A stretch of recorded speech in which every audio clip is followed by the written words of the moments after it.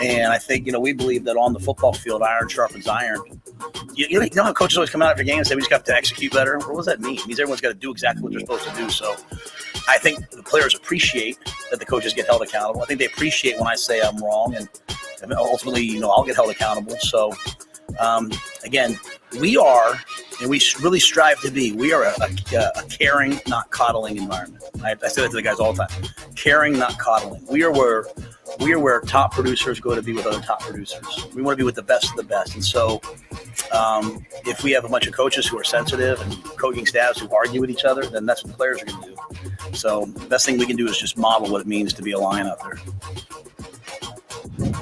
It's one of the greatest ever. So much to unpack just in one 15-minute interview. It's Coffee and Cream in the morning on Hail Varsity Radio, powered by Currency. Alongside my guy, Damon Benning, back in the chair. I'm Andrew Rogers. We are live from the H&H Chevrolet stage at Hail Varsity Club. Live breakfast. Come eat. Tail out here to Hail Varsity Club. On the menu, corned beef hash. Corned beef hash. Yeah. You adult you. One of my favorites. I've never had it. Really? Mm-mm. Spectacular. But I'm biased because, full disclosure, I love corned beef. I feel like I'm not loving the audio. Like, is it echoing for me, or is that just because it's just out over the speakers for everyone to hear? Well, we got to figure that out. Does it need to be so loud in here? Or maybe I need to get over myself. I have a thing for corned beef, and I like like breakfast potatoes. So I've probably had corned beef hash a lot of places around town. I like to break an egg over it. Okay. A couple of over easy or sunny side up. I can do either or.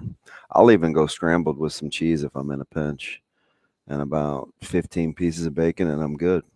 A lot of variety. I could eat it a lot. Corned beef is like my go-to lunch meat. Not me. No, not so much. I don't think we really had corned beef growing up in the house. Yeah. It was present on St. Patty's Day, obviously. But outside of that, it was, the lunch meat in the house was turkey, it was ham, and maybe roast beef on occasion. All American. Yeah. Roast beef with Spurgeon. Good roast beef right now at deli stores is like $10.99 a pound. Some are $11. Expensive. But I learned did I show you on TikTok how I'm making a roast beef, the lunch meat, out of roast? No. I can do it at home. Yeah, so they use rump roast. Okay. Low smoke. They seasoned it. It wasn't overly complicated. Thin sliced, let it sit, and it basically was, you can use top round, bottom round. Deli. Yeah. And you can get rump roast for like $3 a pound. Let's go. Well, I need you to smoke it. I got like 4 in my freezer. I got you. Are you eating? What's the Easter menu meal? Are you ham? Are you roast beef? Are you turkey? Are you, I don't know if salmon croquette. I don't know if we have an Easter menu meal. Like, we do breakfast. Yeah. But that's about it. Like, that's okay. Got your own tradition. So breakfast. No Easter ham dinner for you? No. Really, you're like Mr. Traditional. That's kind of cool that you're throwing me for a curveball. I don't even know the last time that I really celebrated Easter dinner with my family, though. Yeah, because you haven't been home for a long time. I haven't been home for like 4 years. Selfish. Hey. When they didn't come up to see me, yeah, exactly. No, so we're doing French toast tomorrow morning. My dad found this recipe online. He's kind of like us. Like, hey, I'm telling you, Barry and I have some similarities. We're going to execute it when we get up there. So we're going to break out the skillet and griddle is what we have a play series. Skittles. Oh yeah. Mm-hmm. And then I won't tell you what it means, but it's called that. Well, I don't want to know because I don't want you giving away secrets.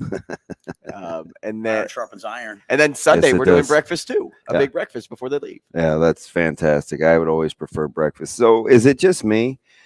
Because driving back yesterday from Madison, you get a chance to listen. It's eerie, right? Coach, whether it's Coach Rule, Coach Barthel, Coach White, I either sometimes feel like my house is bugged or I'll just hear what I want to hear, because I feel like my man just hit the iron sharpens irons quote. What I always used to say is, with the staff and players, I said, sometimes iron sharpens irons. I said, sometimes you do get friction though. Because iron sharpens iron. But it's not long lasting. And my man dropped the iron sharpens iron reference yesterday. The caring, not coddling, loving guys through. You can say anything you want to somebody if they know it comes from a place of caring. I'm like, oh. Yeah, your house isn't bugged. You guys just have the same personality. And when I listen to Rule, I feel like I'm sitting next to you. It's crazy. It's I don't know. It makes me. It's exciting. It's exciting. About that. It is. It's hard not to gravitate towards it. I really mean when I sat down and listened to a 14-minute press conference. There was a lot. And it took me an hour and a half. My brother looked over at me after I finally finished with Rule. I still had 4 more videos I wanted to watch last night.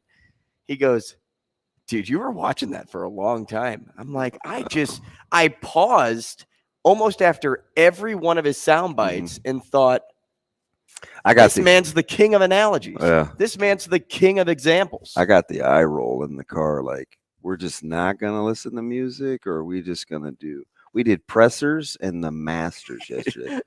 That was it. That was. Why aren't they plugging in their own music? That was it.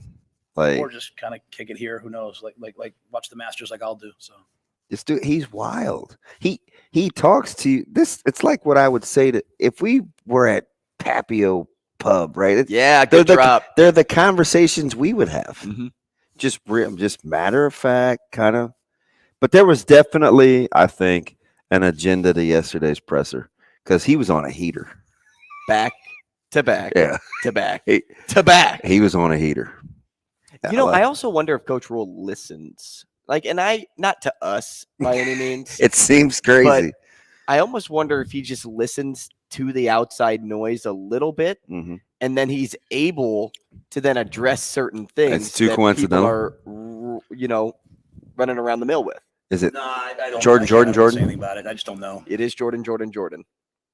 Not LeBron. I don't even know who you're talking about. What are you talking about? LeBron James? LeBron James. I'm not a LeBron James fan. No, I know, Art. I know. No, so the first thing he said was, we're here to change the expectation level of these guys. Hey, Shane, what clip number is that? Because that's how Shane likes to operate. I can't see, so. And I didn't due diligence. Is it clip 2? Could be. Let's play it. Yeah, I think it's individual to each guy, right? It takes what it takes, and so there's some one of the most dangerous things is when guys kind of know what to do, so they can kind of do it. Like, you can't figure out how to do your job until you know what your job is, and so we have a lot of guys still at that level 1, like trying to learn what it is, and we can make excuses for them, but we're just trying to change the expectation level of our guys, right? Like, we're not here to try hard. We're not here to lose and thank the fans. We're here to win. So winning, it happens now. It doesn't happen in the fall. So it's the greatest clip of the day, and there were several. There were at least 5, but that one was the biggest one, and it was right out of the gate. We're not here to thank the fans. Yeah, we're not here just to go out there and get a participation trophy, just to be out on the football field, to play in front of, thousands of people. Hey, so I'm sick a little bit in the head. Did you get the sense yesterday? I wonder if he was talking to coaches as much as he was the staff.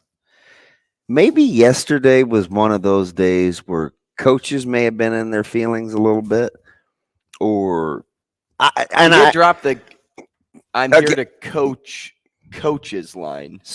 Okay, so you haven't been around me long enough. My favorite go-to line, amazing Daniel can attest to this because he never forgets any gosh darn thing that I say that's wrong or right, is coaches coach coordinators, coordinators coach position coaches coach players. And when he was putting this staff together, I said that for like 10 years, right? So, but when he was putting this staff together, you said, I mean, maybe this was with the McGuire hire in particular. You said, maybe he's just confident that he's that good of a coach, right? Like, or with O-line that he could, if he wanted to help out and play a part in O-line, he could. Like, he was just that supremely confident in his ability to coach coaches. And maybe that's what it was. So I'm just weird, and I don't know poop from Shinola because I wasn't even here yesterday for most of the day. But I wonder if because there was a lot of that yesterday, right? There was a lot of that yesterday. And I didn't even think that deeply into that point that you're bringing up. Bro, I had 6 hours, right? So I'm just like, that is true. I'm just like thinking, and the other thing was because I'll give you an example. I think I can say this because there were coaches there. It wasn't just a DB thing. So there was one practice in particular where, my favorite guy that has the bullhorn, he's the timing guy.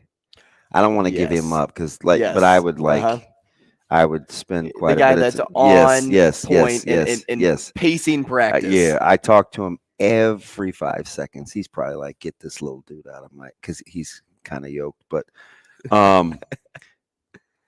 he just blew the horn, and it's in the middle of a period. He's like, coaches on Coach Rule. Coach Rule is like talking to the staff, and he's like losing his mind, right? Coaches are kind of nodding in agreement, and short story long, periods rotate after a certain amount of plays.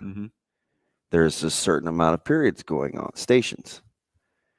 They were off 2 plays. Some groups were on play 4, some were on play 6. Not happy because when you rotate, some groups were ready to rotate, some weren't.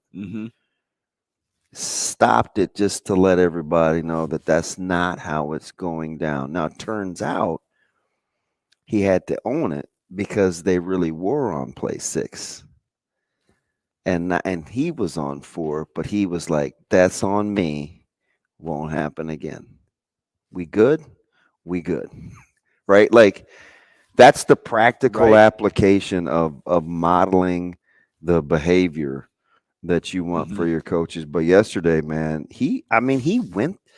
It was for me, it was his best one yet. The press conference? Oh, yeah. Oh, no question. Yeah. I said that exact same thing, and these two over here can attest. I go, I've never seen a better press conference. That was my favorite ever. We could play those clips, getting ready in the morning, getting ready at night. Iron sharpens iron. And sometimes, see, that's the part that, and I'm not telling people they should have wrote the good book, but they should have put in sometimes you get sparks, right? Because you do.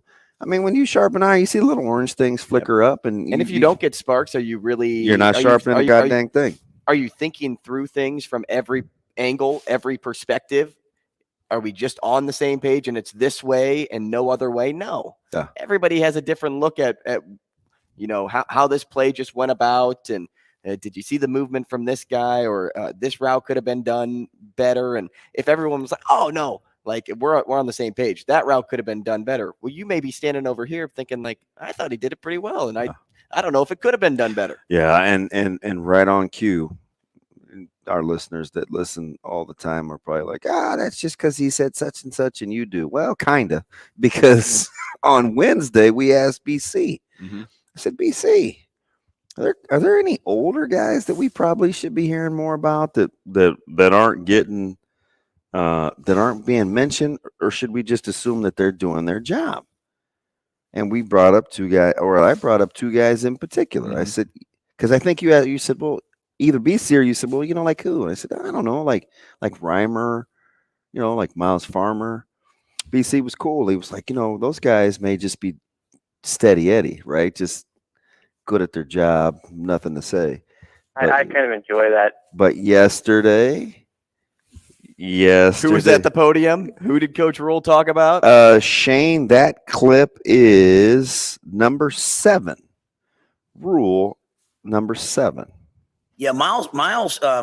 You can turn a team into a good team when your best players, they buy into the things that not only that everyone buys into the things that they like. Can they buy into the things that they don't like? Mm-hmm. Can they buy into the things that don't make sense? So Miles is one of those guys who, like, first got here, like, part of his edge, which I love, is to be a little bit chippy. And he's gotten to the point now where, like, he understands, like, hey, let me coach you. And so Miles is one of my favorite guys to be on the field with. He's physical, he's competitive, but he's bought into a lot of the small details, whether it's the classroom, whether it's the way we communicate with each other. And if I can get more and more of the other guys to do what Miles has done, we'll have a chance to have a good team. Newsome's a little bit of the same. They're good call. Yes, they are. So let me tell you what was getting ready to happen. Because I said a month ago, I'm a little concerned. And I'll date you back. I asked you for a quiet guy in the spring, like somebody that you're kind of uncertain on. One of the 3 was Miles Farmer.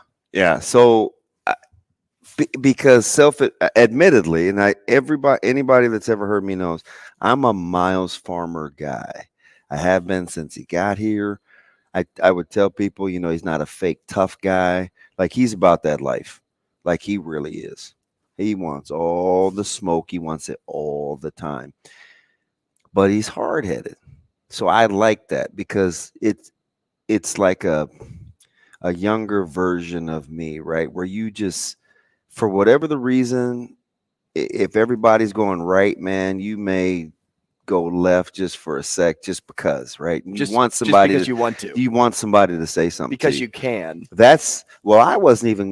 I couldn't. I just didn't pay the price, right? So it's like, but I gravitated towards Miles a ton. So I knew coming in, I was concerned, could he make the leap? Because he marches to the beat of his own drum, and Coach Rule's just not really going to let you do that.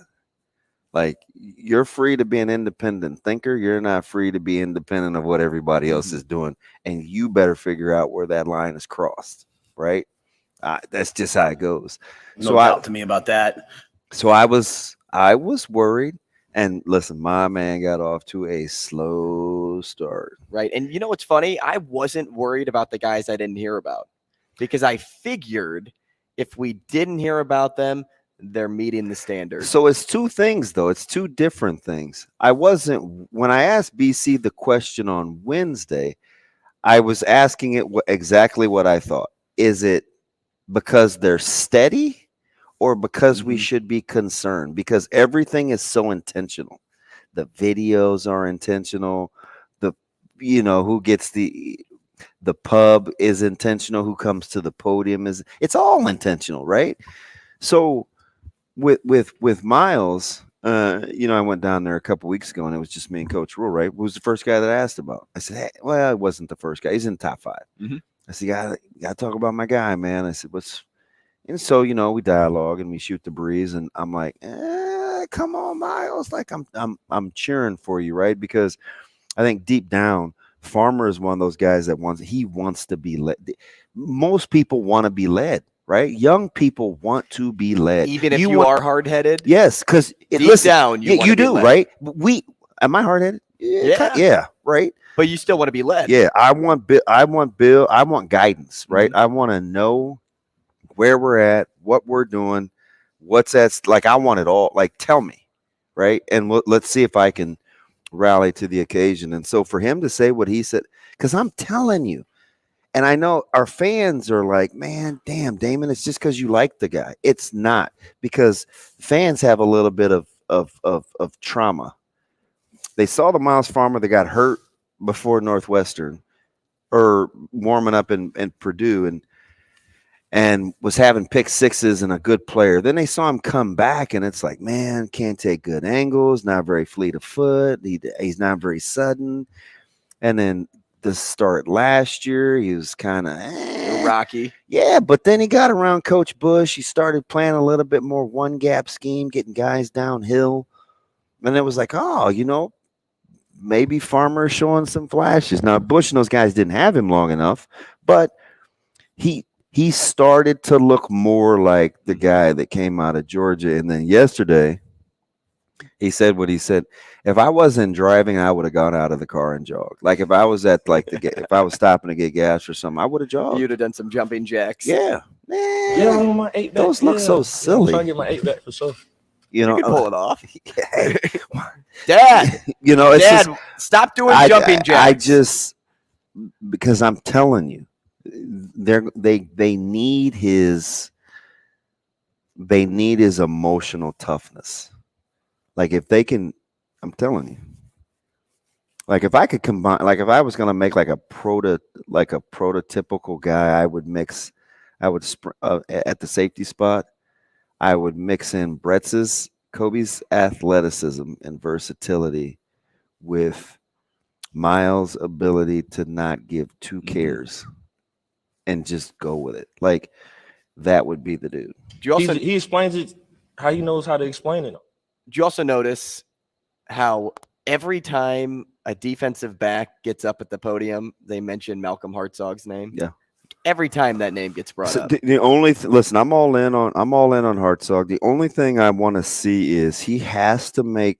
I watched a lot of old film last year, so here's the thing that I want. Malcolm's a ball player. I want to know about Malcolm is because he's a kind of a hawk and he's always around the ball.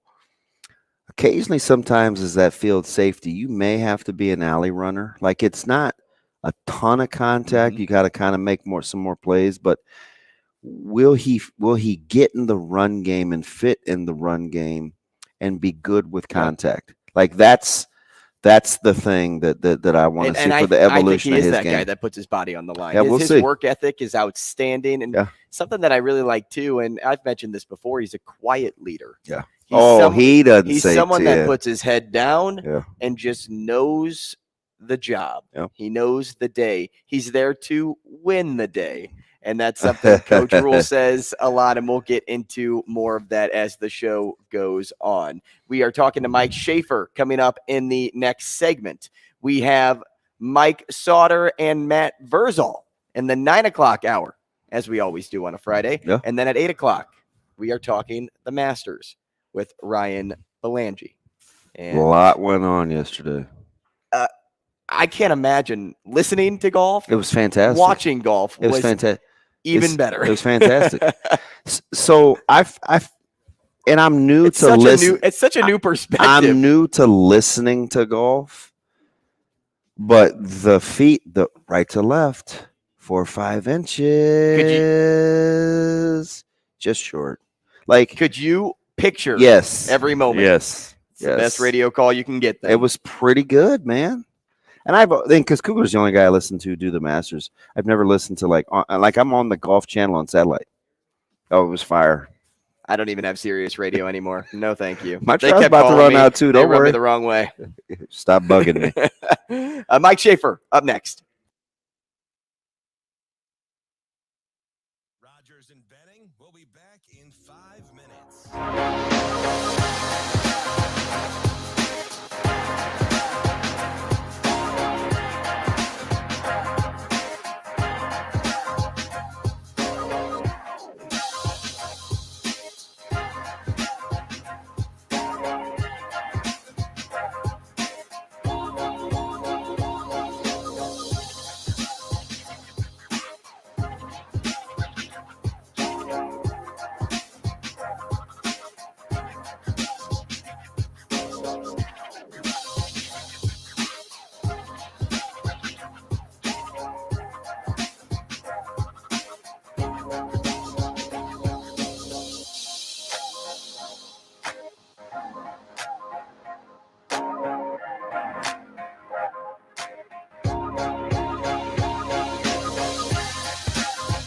Rogers and Benning will be back in 4 minutes.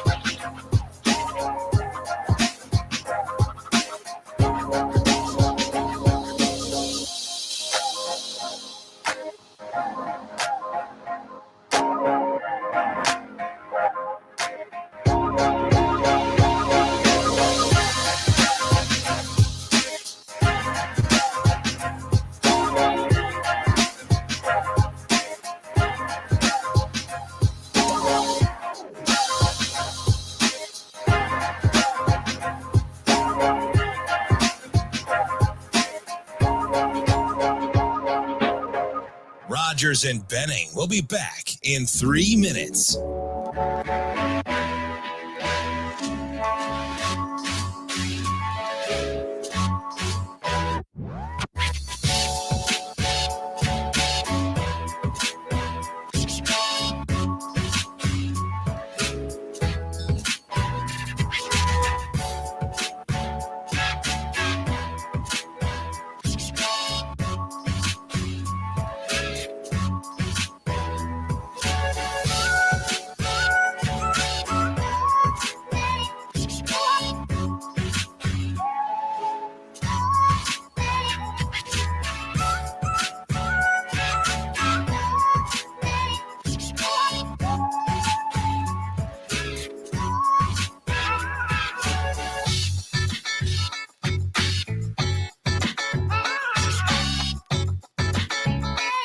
Rogers and Benning will be back in 2 minutes.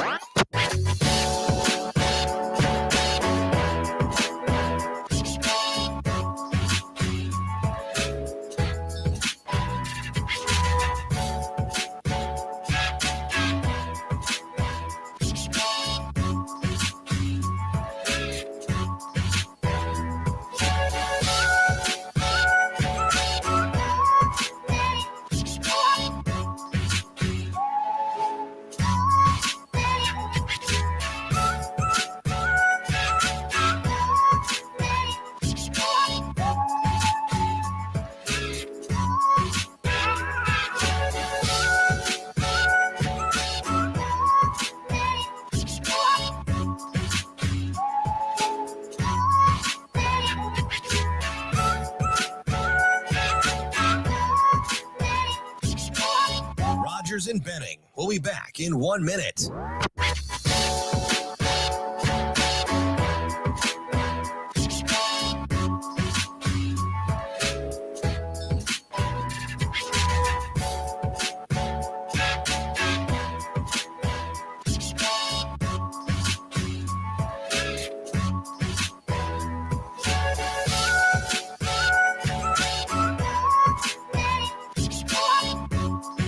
Rogers and Benning will be back in 30 seconds.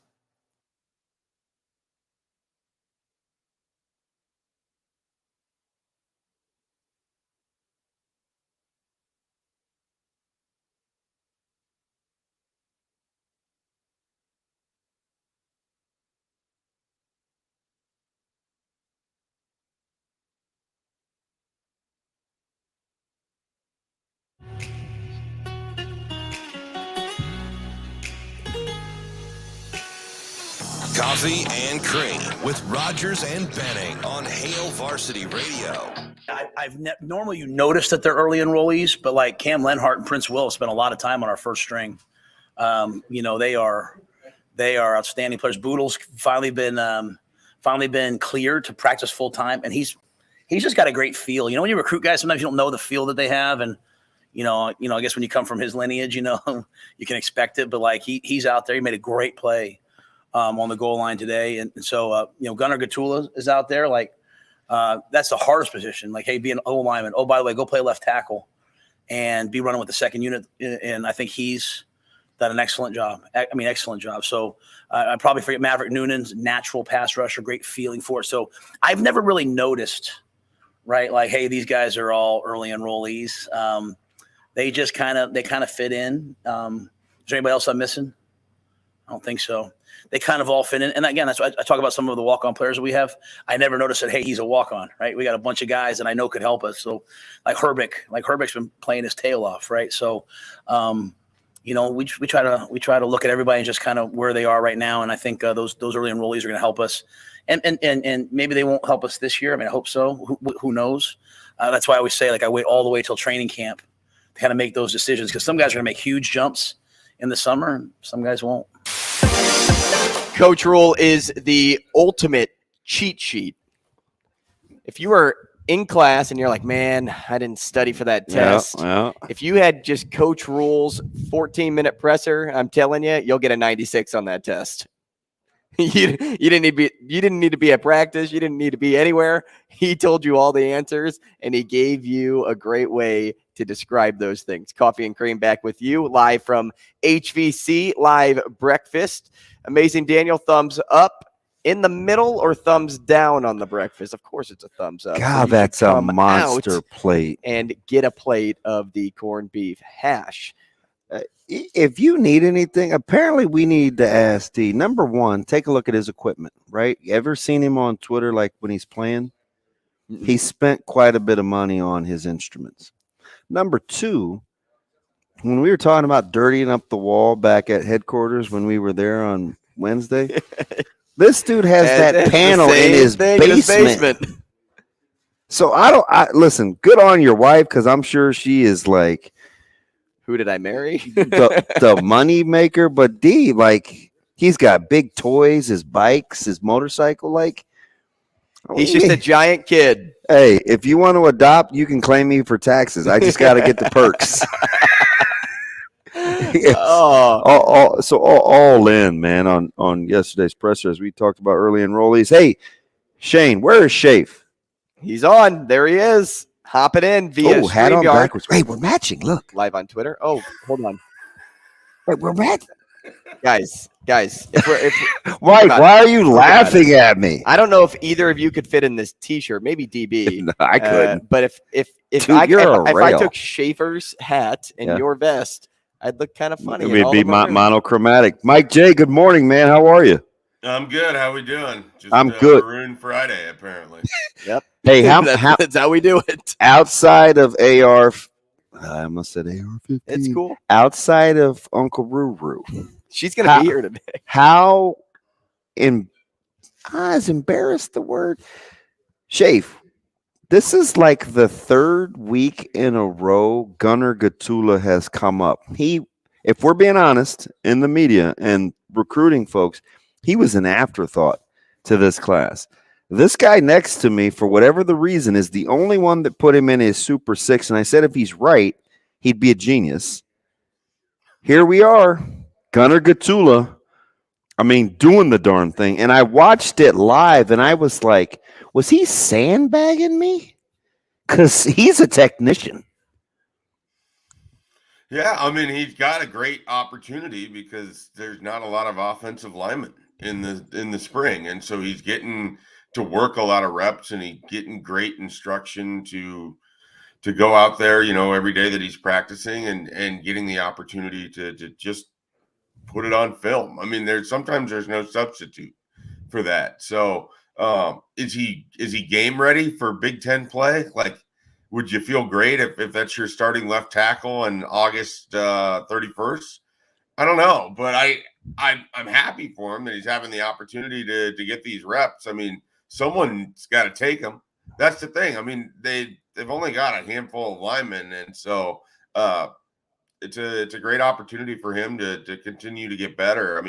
I think it's true of all of those early enrollees. This is a year in which getting in there early might give you a leg up down the line. I don't know that I look for any of these guys to necessarily play right away, but you are hearing about him, and in the case of Cam Lenhart, you see him, and you're just like, okay, all right, I get it. It wouldn't surprise me at all if Prince, Cam, or Math played. All three of those, and it's weird too because they all get after the passer. Yeah, all three of those guys are with the top two units, and you're looking for a pass rusher right now, right? You're looking for a sack guy. So it's anybody's game. Yeah, they're going to make their case. They're going to have an opportunity to make their case. They're all.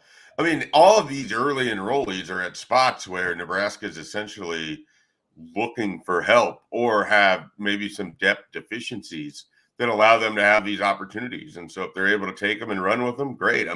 You've heard now both Jamari Butler and MJ Sherman refer to Maverick Noonan. I think one of them called him a natural pass rusher. Their teammates get it too. So if these guys are able to help early, great. If not, they're getting an opportunity for early reps, and you never know when that turns into November playing time. That's the other thing is we have an expectation that a guy that's going to break out is going to do it right away in game one. What if it happens in October or November? So that you're putting in the work for the opportunity in the fall. and we'll see, where that opportunity comes for these guys. But it's great for them to get these spring reps. Schaefer, on Tuesday, we asked, we had a question asked to us about what mesmerizes you most about Coach Rhule. And after listening to his presser yesterday, or before yesterday, I should say, I don't think there was anything that could really surprise me with him. I think I had a good gauge on him until I listened to that presser, and it probably took me an hour and a half to get through because everything that he said there was just so mesmerizing. Is there anything he can do now that surprises you? Or is there something that sticks out to you that's like, hey, this guy is so compelling, and every example, every analogy he uses is just so spot on. It really makes you think. Yeah, I mean, at this point, I think we're all just waiting for that first Big Ten opening statement. Yeah. We're going to get the words per minute out, and we're going to see how long that speech goes for. And I don't know if you guys, Andrew, I don't know if you're aware. I think this happened before the start of the show. There was a coach last year that did not have an opening statement. I am aware. You, me, Andrew. It was a big deal. And I don't think we're going to have that this year. I think that Matt Rhule will have a thing or seven to say when he's up there in front of the Big Ten. So that's where we're at now.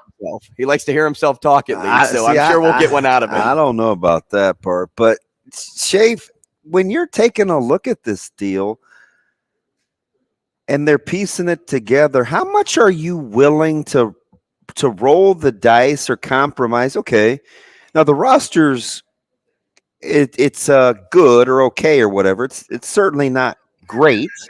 I don't like whatever the words are. I'm just trying to. I know what you mean because you don't. The kids would say mid. Okay. And we're not kids. They obviously want to grow it some, right? Sure. But how much do you buoy that with the fact that you trust Coach Rhule when it comes to expectations? I mean, I certainly have confidence that there's going to be development, and I have confidence based on his history that they're going to have some success. What I don't necessarily have is an exact feel for what this team is yet. I mean, we don't really know what the offense is. We don't really know who their best player is going to be on that offense. I mean, there's enough changing pieces and enough question marks. We just sort of have the general belief that because Matt Rhule was successful at Baylor and at Temple, he's going to be successful at Nebraska. But there's a lot we don't really have a great grasp on. We don't know what this 3-3-5 defense is going to look like in the Big Ten. We don't know if they have the linebacker pieces to survive in the conference too. I mean, I think there's a fair amount of questions that you can ask that allow you to remain skeptical while also acknowledging that in general, there's a high level of confidence that this program should be able to develop the talent that it has not gotten enough out of over the last few years. Now, does that mean they're going to start stacking wins from day one? That's kind of the big question. I mean, I look at this team and I think, again, they're going to hover right around that 6-6 and 7-5, and I think that's a perfectly fine spot for them to be right now. But I can't guarantee that is going to be the end result because at some point we have to see it more than just what we have so far. And there's a lot of unanswered questions about who's going to do what, I think, for this team too. So I do have confidence in Matt Rhule in the long term, but the short term, I think, is still very much in question. Speaking of short, these interviews are always just way We got to too get. He short. needs a bigger segment. We need to get you in on a bigger segment. Maybe you can bully him to stick around. Schaefer, you want to do another one? Look, if you want me, I'll stick around. I don't have anything going on. We want you. All right, Mike Schaefer again next. Rogers and Benning will be back in 4 minutes.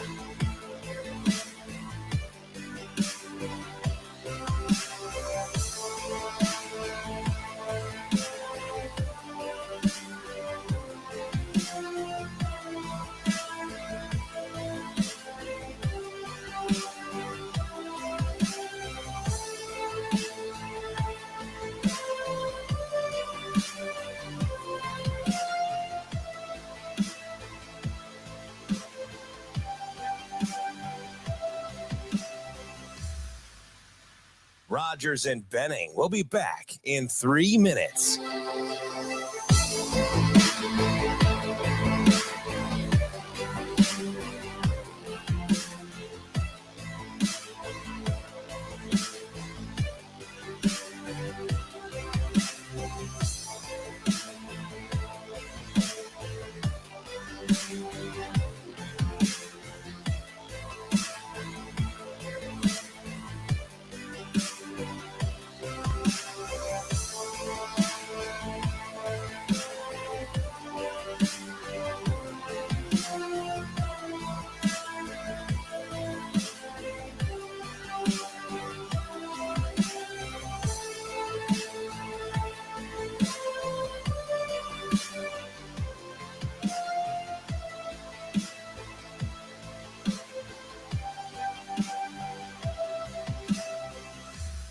Rogers and Benning will be back in 2 minutes.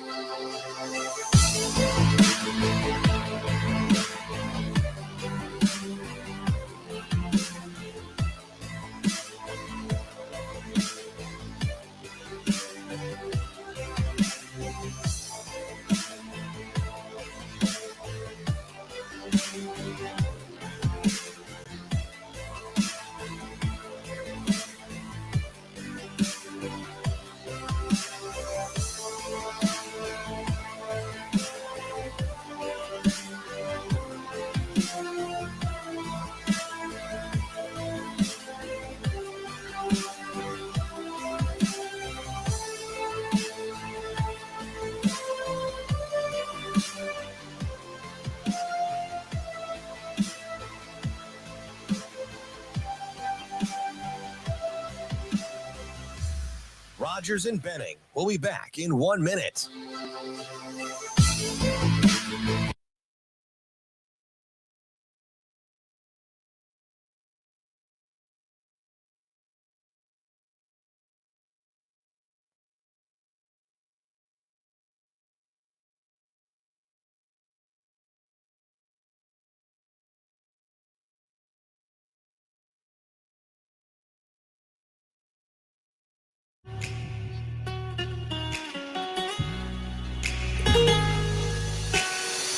Coffee and Cream with Rogers and Benning on Hail Varsity Radio, covering Nebraska football and recruiting for 24/7 Sports. Here is Mike J. Schaefer. Yeah, that's a grown-ass man right there. Mike Schaefer. I don't know. There could be bacon involved. Mike Schaefer. I appreciate it, guys. Thank Brian Edwards for me. Here is Mike Schaefer.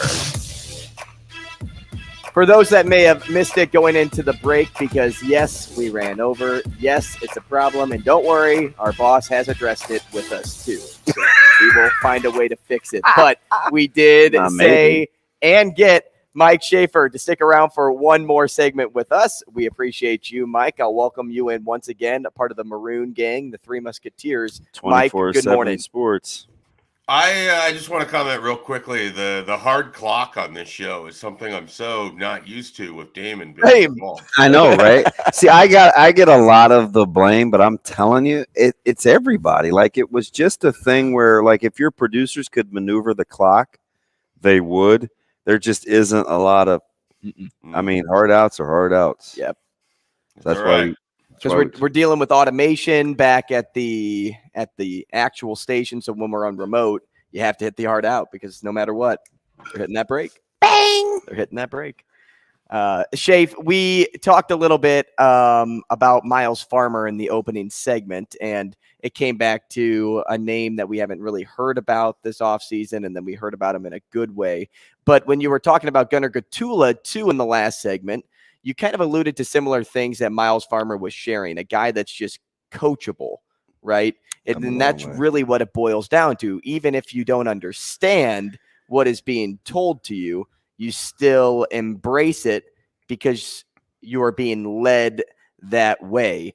And I think that is just, if you could really take one bit of the recipe, one bit of the formula that Coach Rule presents to these players, it's that. At the end of the day, you have to be coachable. Well, yeah. I mean, in order to grow and receive the instruction to grow and to grow as they want, like, you have to accept that input.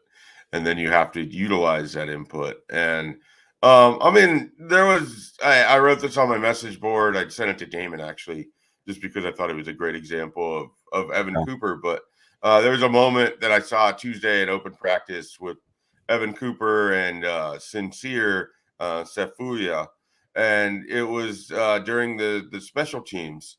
And Sincere's the outside guy on kick coverage. And Evan Cooper wanted him to do this very specific thing, and he just was working him for, 5 to 7 minutes. And this drill's just going and going, and he's just constantly he's chatting with him. He's not really like dogging him or berating him, but he's letting him know he's not doing it right. He's not doing it right. He needs to do this. He needs to do this. And it keeps going and keeps going. There's full speed reps. There's half speed reps. And on the final one, it's a full speed rep. And Sincere just nails it. He does it exactly as Evan Cooper wants. And he doesn't make a big deal of it, but he just walks down the sidelines. He puts his hands out.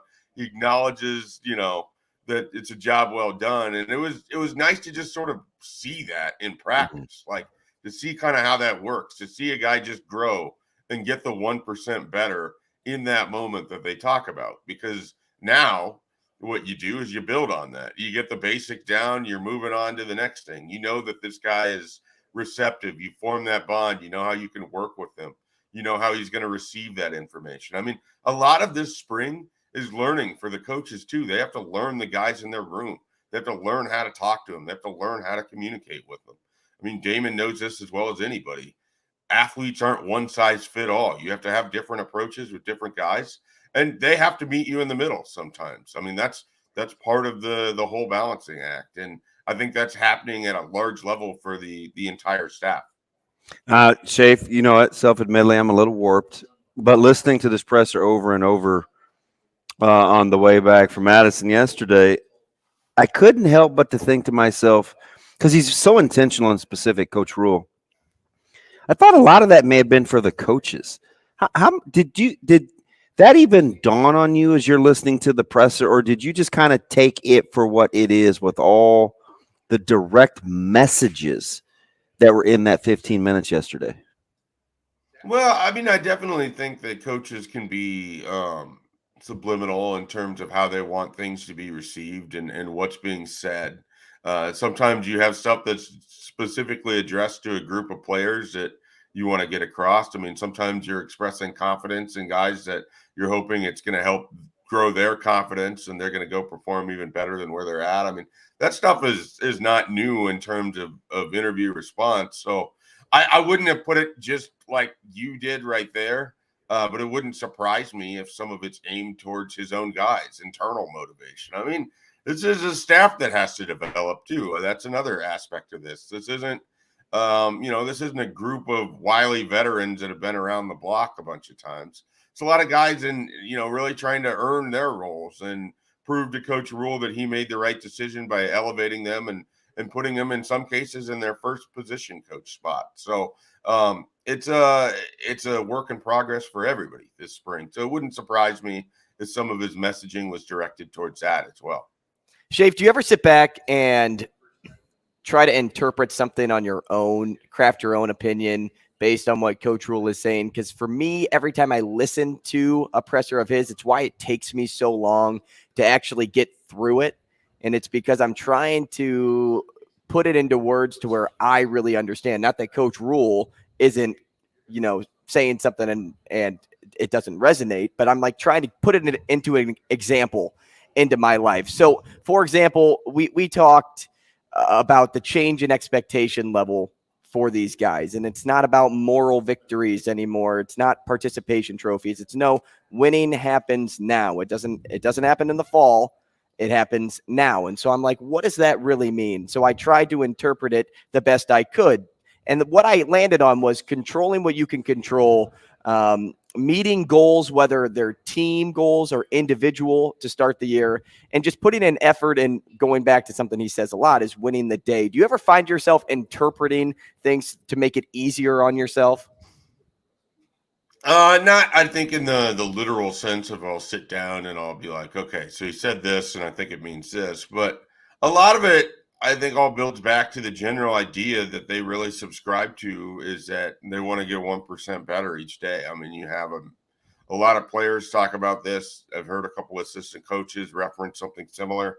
And then I think it's a big part of the mantra of what Matt Rhule does. I mean, if you're not getting better, if you're not growing, if you're not trying to develop, you're stagnant, you're getting worse, you're going the wrong way. And so I think a lot of his messaging, a lot of his conversational way of talking is about just getting that point across. It's about that we have to, when he says that winning happens now, it's not that they're obviously playing games. It's that if they're not improving at this opportunity, then they're going to be behind when they need to improve in the fall, because everything is built upon each other. So if you're having bad practices in the spring, you're not achieving your maximum potential to then have better practices moving forward, where you can continue to add and you can continue to grow and your repertoire and your arsenal expands. And so I think it's all part of that. It's all building upon each other. And so I think that is as big of a thing as it is for Matt Rhule. And that's kind of what I take away every time he talks. It's about just continual growth and not sliding backwards or not fighting to a standstill. It's moving forward. Now, the later I ask this question in spring practice, the more advantage I think you have as a person receiving the question. But Schaefer, I've asked everybody of all the position groups, if you could have a player emerge out of nowhere to be a good player, a good impactful player, what position currently on this team would you pick to be? I am a little surprised I'm saying this, but I think it's sort of an area where it's been discussed a lot recently. I think it would be off of the edge spotter in that linebacker room right now. Like, I think if you could have a difference maker between a Jamari Butler or MJ Sherman, or if Maverick Noonan can be a freshman All-American or what have you, if they can get one of those guys to go from steady contributor to difference maker, I think that could be such a huge boon to that defense. And I have come a long way from where I was at.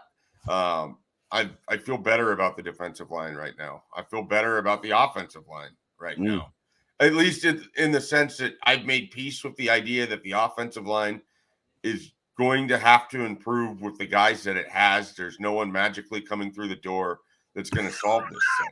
Yeah. Like, it's the players that they have that they went out and got for a reason. I mean, it's not a line that lacks talent.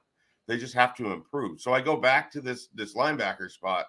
If you have someone emerge at a really high level at that jack position to go along with Luke Reimer in the middle and whatever else they're doing on that level with Nick Henrich and all of those guys, it could be a real boon to that defense, because I feel like you're maybe going to get steady production up front. And I like what they have on the back end. So now all of a sudden my question mark has kind of moved to the middle of this defense in this 3-3-5, where they have, all three levels have massive things that they have to accomplish. But those linebackers have to be able to cover a lot of ground, and they have to clean up a lot of messes.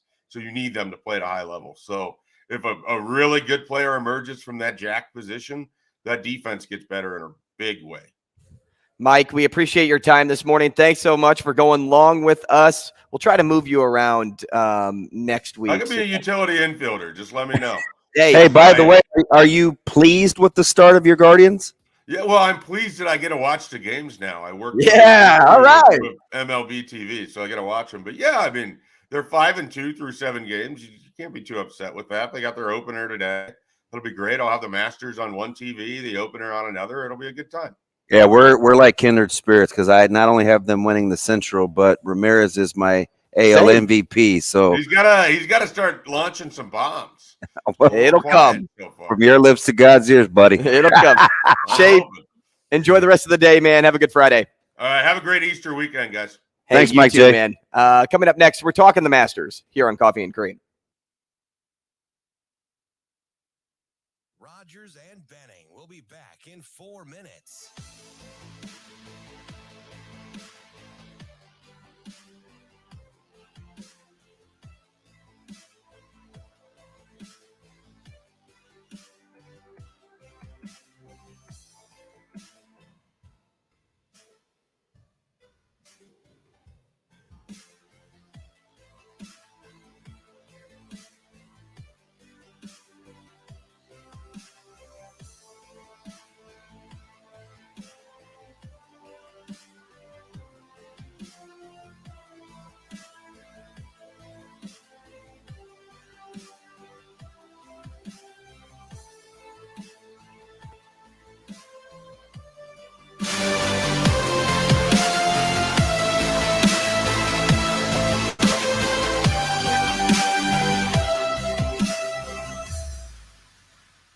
Rogers and Benning will be back in 3 minutes.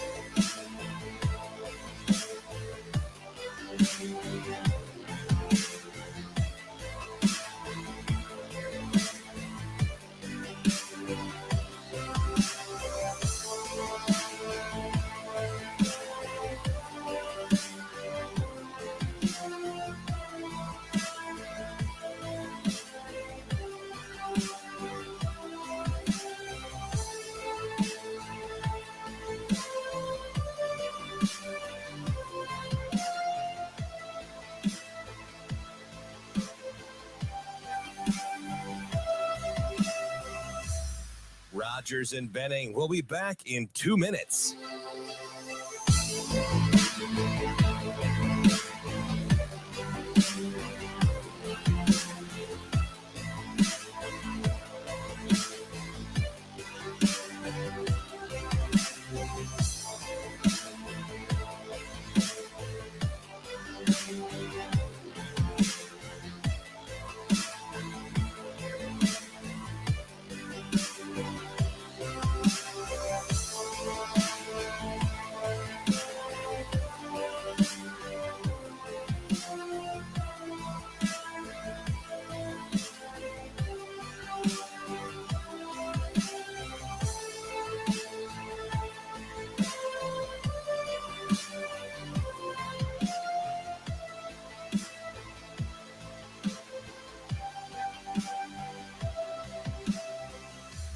Rogers and Benning will be back in 1 minute.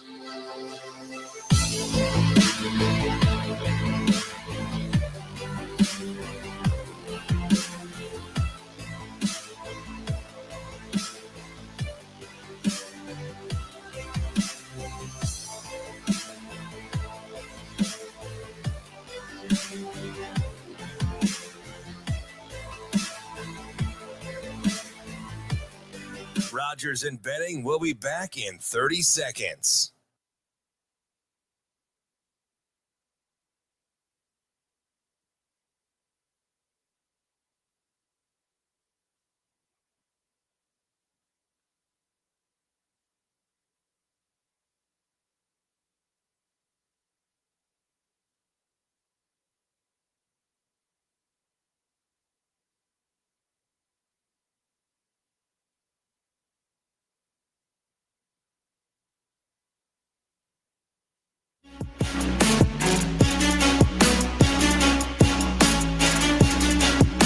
Coffee and Cream on Hail Varsity Radio with Andrew Rogers and Damon Benning.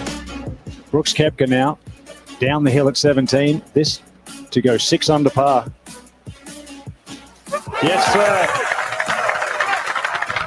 Honestly, I think it was just the start. Got off to a good start.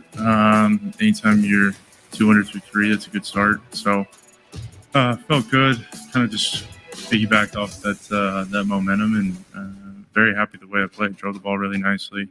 Left it in some good spots. Hey, top of the hour here on Coffee and Cream in the Morning on Hail Varsity Radio, powered by Currency. That's Brooks Koepka. He just had to be that third guy to take a share of the lead yesterday. Just had to be that guy. Tied for first with John Rahm and Victor Hovland, all at 7 under at the end of the first round. Hovland tees off at 11:54, Rahm at 12:18, Koepka on the course right now. And then you have a tie for fourth, two-way. Cam Young, my guy, Jason Day, DB's guy, although he did not take him. And then you had Shane Lowry, who actually is a long shot a lot of people like, and that goes from 4 under down. And there are a handful of guys tied for 6th, and then a handful of guys tied for 13th at 3 under. And in that 3 under field, you will find Jordan Spieth, Tony Finau. Where's Scotty Scheffler? Oh, yeah, he's 4 under. Had a decent day. One of the favorites. Rory, not so much. He's even. Scheffler still maybe had, and there were some great shots yesterday. Still maybe had shot of the day on 15, where I don't even know who has the stones to attempt it. But now didn't he attempt it? He pulled it off, and that's just Scheffler being Scheffler. Couldn't find it with the blade though. No. He'll find it though. I mean, he's so good with his irons. He'll be fine. And you know what? Maybe I don't know that for a fact, but our next guest probably does. It's Ryan Balengee, owner of Golf News Net, at Ryan Balengee on Twitter. Ryan, good morning. Thanks for having me on. How are you guys? Good. Hyperbole, or because there were so many good ones that Scheffler did have shot of the day on 15. That was a pretty gutsy shot. Yeah. I don't know many people who would have even tried to attempt it in that fashion, and to get it to 3 feet and then make birdie afterward was just nuts. I mean, it was, I think, the capstone on a day where he probably got the bare minimum out of what he was capable of doing tee to green, because his putter was so cold. Mm-hmm. So if that's the worst he could do, 4 under 4 times with not much of a putter to show for it, I think we're talking about a defending Masters champion winning again. Mm. Out of the top 3 guys right now, Ryan, Rahm, Koepka, and Hovland, whose game did you like the most yesterday? I would say Rahm's. I mean, his tee to green game was amazing. I gained something like 8 strokes on the field, just tee to green, and then lost it putting. He's a better putter than that. So I think it's a little above usual expectations for what he would do. He's probably going to come back to the mean a little bit today, is my guess. But Koepka was extremely impressive, coming off of an event on Live where he won, but played a golf course that, frankly, I mean, I played not too long ago, and it's really easy. I wasn't sure that it was going to carry over to this week, and he looked like the Brooks of old. I mean, it was pretty impressive out there. And for Hovland to shoot 5 strokes better than any other round he's ever had at Augusta National is pretty awesome. I would say Rahm overall is probably the most impressive to me. Ryan, where do you come out on like decision making when you're assessing golfers' outright play? Right, some of the decisions. Spieth comes to mind just because of the decisions with Amen Corner yesterday that aren't really talent related. It's more a mindset. Like, how do you factor that in when you're trying to cap a field? It's really hard to do. I mean, for me, it's the whole reason I stay away from someone like Jordan Spieth. I just can't support how he thinks about golf sometimes. But then you've got guys who are so cut and dry about, I'm going to do this all 4 days. I'm going to do this all the time. And I also don't like being that dogmatic about it, because there are situations where you have to deviate from what your plan is. So I think really just having a golfer that's willing to go with the situation, that's comfortable with where they are and what they have with their caddy and their relationship. And that's like a Scheffler with Ted Scott. I mean, they made their choices and they were okay with them. And yes, some of them didn't work out and some of the putts didn't go in, but they knew what they were doing and they did it decisively. And I think if you're not decisive, whatever that is, one way or the other, around Augusta National, that's where you get in trouble. You have to have your mind made up and commit to every shot. Speaking of a caddy and their relationship with the player, Cam Young in a new spot with a new caddy, and he looked pretty good, 5 under on the day yesterday. What do you make of that relationship and how much that's benefited Cam Young's game? I wasn't sure it would take this quickly, to be honest. I thought it'd take a couple of weeks or a couple of tournaments for Paul Tesori and Cam Young to kind of figure things out, how they work with one another. But it sounds like they got all that out of the way at the match play, had a heart-to-heart, how they want to work together, what they want to do. And they probably have been talking before this was all official, of course. But Paul Tesori is an incredible caddy. I mean, he's been on the bag of multiple major winners. He's been through it all. He's been to the top of the mountain with BJ Singh at #1 in the world. He knows what this is like. So he is nothing but an asset to Cam Young, and that it's worked seemingly this quickly, along with Cam Young finding his form again in a major, which is seemingly becoming a regular thing. I think that makes them a pretty deadly duo. So we're talking about 4 career wins, and I think 2 top 10s for Topeka's finest in Gary Woodland. Off to a good start, and he's playing early today, which I think we'd all agree you want to, right, with the weather coming. Do you like his mental makeup? Not a lot in terms of track record, in terms of clutch performances, but do you like him overall? Kind of, he's mid-30s, a lot of experience, a lot of starts. Do you like the mental makeup to be in this position on just day 2? I mean, if you want someone who stared down Brooks Koepka in a major, here's your guy. He did it to win a U.S. Open title. So I think he does have it in him, and he's played very well this year. He was low-key high up in the rankings that I do every week for our members at Golf News Net around modeling for this tournament. The one key metric I look at is strokes gained tee to green, and in the calendar year, the 3 months leading into the tournament, he was right up in the mid-teens in the ranking, which was kind of surprising. Obviously not the best putter there's ever been, but he does have the chops to win a major. He's done that, and he does have the game currently to win. So I think he's got something here. Mother Nature wanted to provide every obstacle, Ryan, in the book to make it difficult on our Masters champion this year. Beautiful weather yesterday, partly cloudy this morning with thunderstorms becoming likely, wind also starting to pick up, rain all day on Saturday. Take out the idea of, well, they're pros. How difficult is it for these players to adjust to course conditions on the fly with it being so ever-changing throughout the tournament? Is there any advantage you see that comes out of these changes? I mean, I think you guys got it right that late early is the right way because you get the best chance of getting through 36 holes at some point today.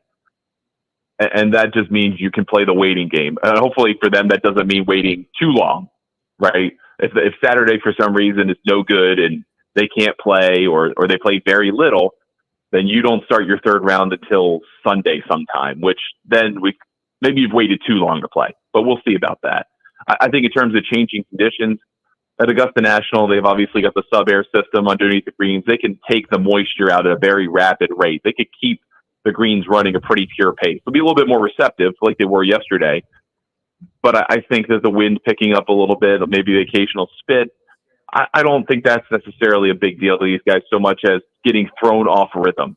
Whether you have to start and stop, come off the course, warm up again, come off again, start over again, wait a long time between opportunities to play. That's what I think throws these guys off way more than having to adjust to a golf course that could be changing with the weather. So, Ryan, let me ask you something. I love to play cards, and sometimes I tell people the best hands are the ones that you get away from, the ones that keep you out of the messy pots that you can lay down. You're at Augusta, and there's two guys in particular that come to mind. You mentioned Scheffler going 4 under, leaving a lot out there. I look at a guy like Tony Finau yesterday, who left a little out there, but he's in contention and kind of right there. Would you rather be the guy that knows you left a little out there and it eats you up to be driven, or the guy that left a little bit out there that's like, you know what? Let's try to wash, rinse, repeat, and go get those ones missed? That's a good question. I think pros know about imposter syndrome. I think they know when they got away with one. I think they know when they did something way better than what they were expecting. And then they try and go out and do it the next day and go, wait, I know I can't do this. I shouldn't have done it yesterday. And I think the opposite works better, where you're like, okay, the old Tiger line, I didn't play myself out of it, but I played myself into it tomorrow.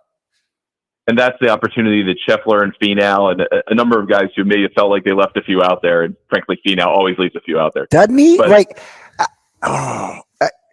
Can I stay with him just for a sec? Yeah, stick with Sure. it. So when he had a chance to get 4 under, and I'm obviously cheering my brains out. You're texting me. What is it about that blade stroke that doesn't leave you very confident when you know he has those 5-6 footers? I think it's the way he stands a little too up, kind of like hunched over it for me with the putter. But it's also because he's so tall that it's really hard for a tall guy to putt very well. Dustin you either have to get super hunched over and stay to it, or you get too upright, and he kind of gets himself caught sometimes between putts of different lengths, I think. It's a good call. Yeah. It's a very good call. Ryan Balengee, owner of Golf News Net, with us right now. Hey, Ryan, a lot of golf fans out there had hope Rory would be the one to take home the green jacket to complete the Grand Slam. Shot even in round 1, We know he's someone that can make comebacks in tournaments like this. You could say Augusta is his Eleanor if we have any Gone in 60 Seconds fans out there. Being 7 shots off the lead, though, do you like where his game's at right now, or are you already thinking he's too far back to get it done this year? I think he's too far back, but maybe he doesn't, especially after last year's final round, right? He's got to take that into the back of his brain and put it to the front today and just go, look, I've got nothing to lose. I'm way behind. There are a ton of world-class golfers in front of me that I got to get through in 54 holes. He's got to start now. So he's got to be super aggressive, but that's the kind of golf that he plays well, is when he can play aggressive and it doesn't matter. And I think he psychs himself out in these first rounds, especially at Augusta, where he's like, well, I don't want to play bad, but I don't want to play too good. And then all of a sudden you do what he did and, shoot a 72 that seems super frustrating. So I think now he's kind of freed up to go and play with the style of golf that he wants. For better or for worse, he put himself 7 strokes behind the 8 ball, but I wouldn't be surprised if after 54 he's 2 or 3 back. If a rose is a rose by any other name, does Justin have enough physical prowess at this age to hang in there in this weather for 3 more days? I think he does. I think he does. I was very impressed with what he did at Pebble Beach, and I wasn't expecting it entirely, especially given the weather that they had out there. And he battled through those tough conditions, got the win on a Monday. So he seems more comfortable rolling with the punches at this stage of his career than maybe he was when he was winning a U.S. Open 10 years ago. So I really do like the way he's playing. I like his approach to golf.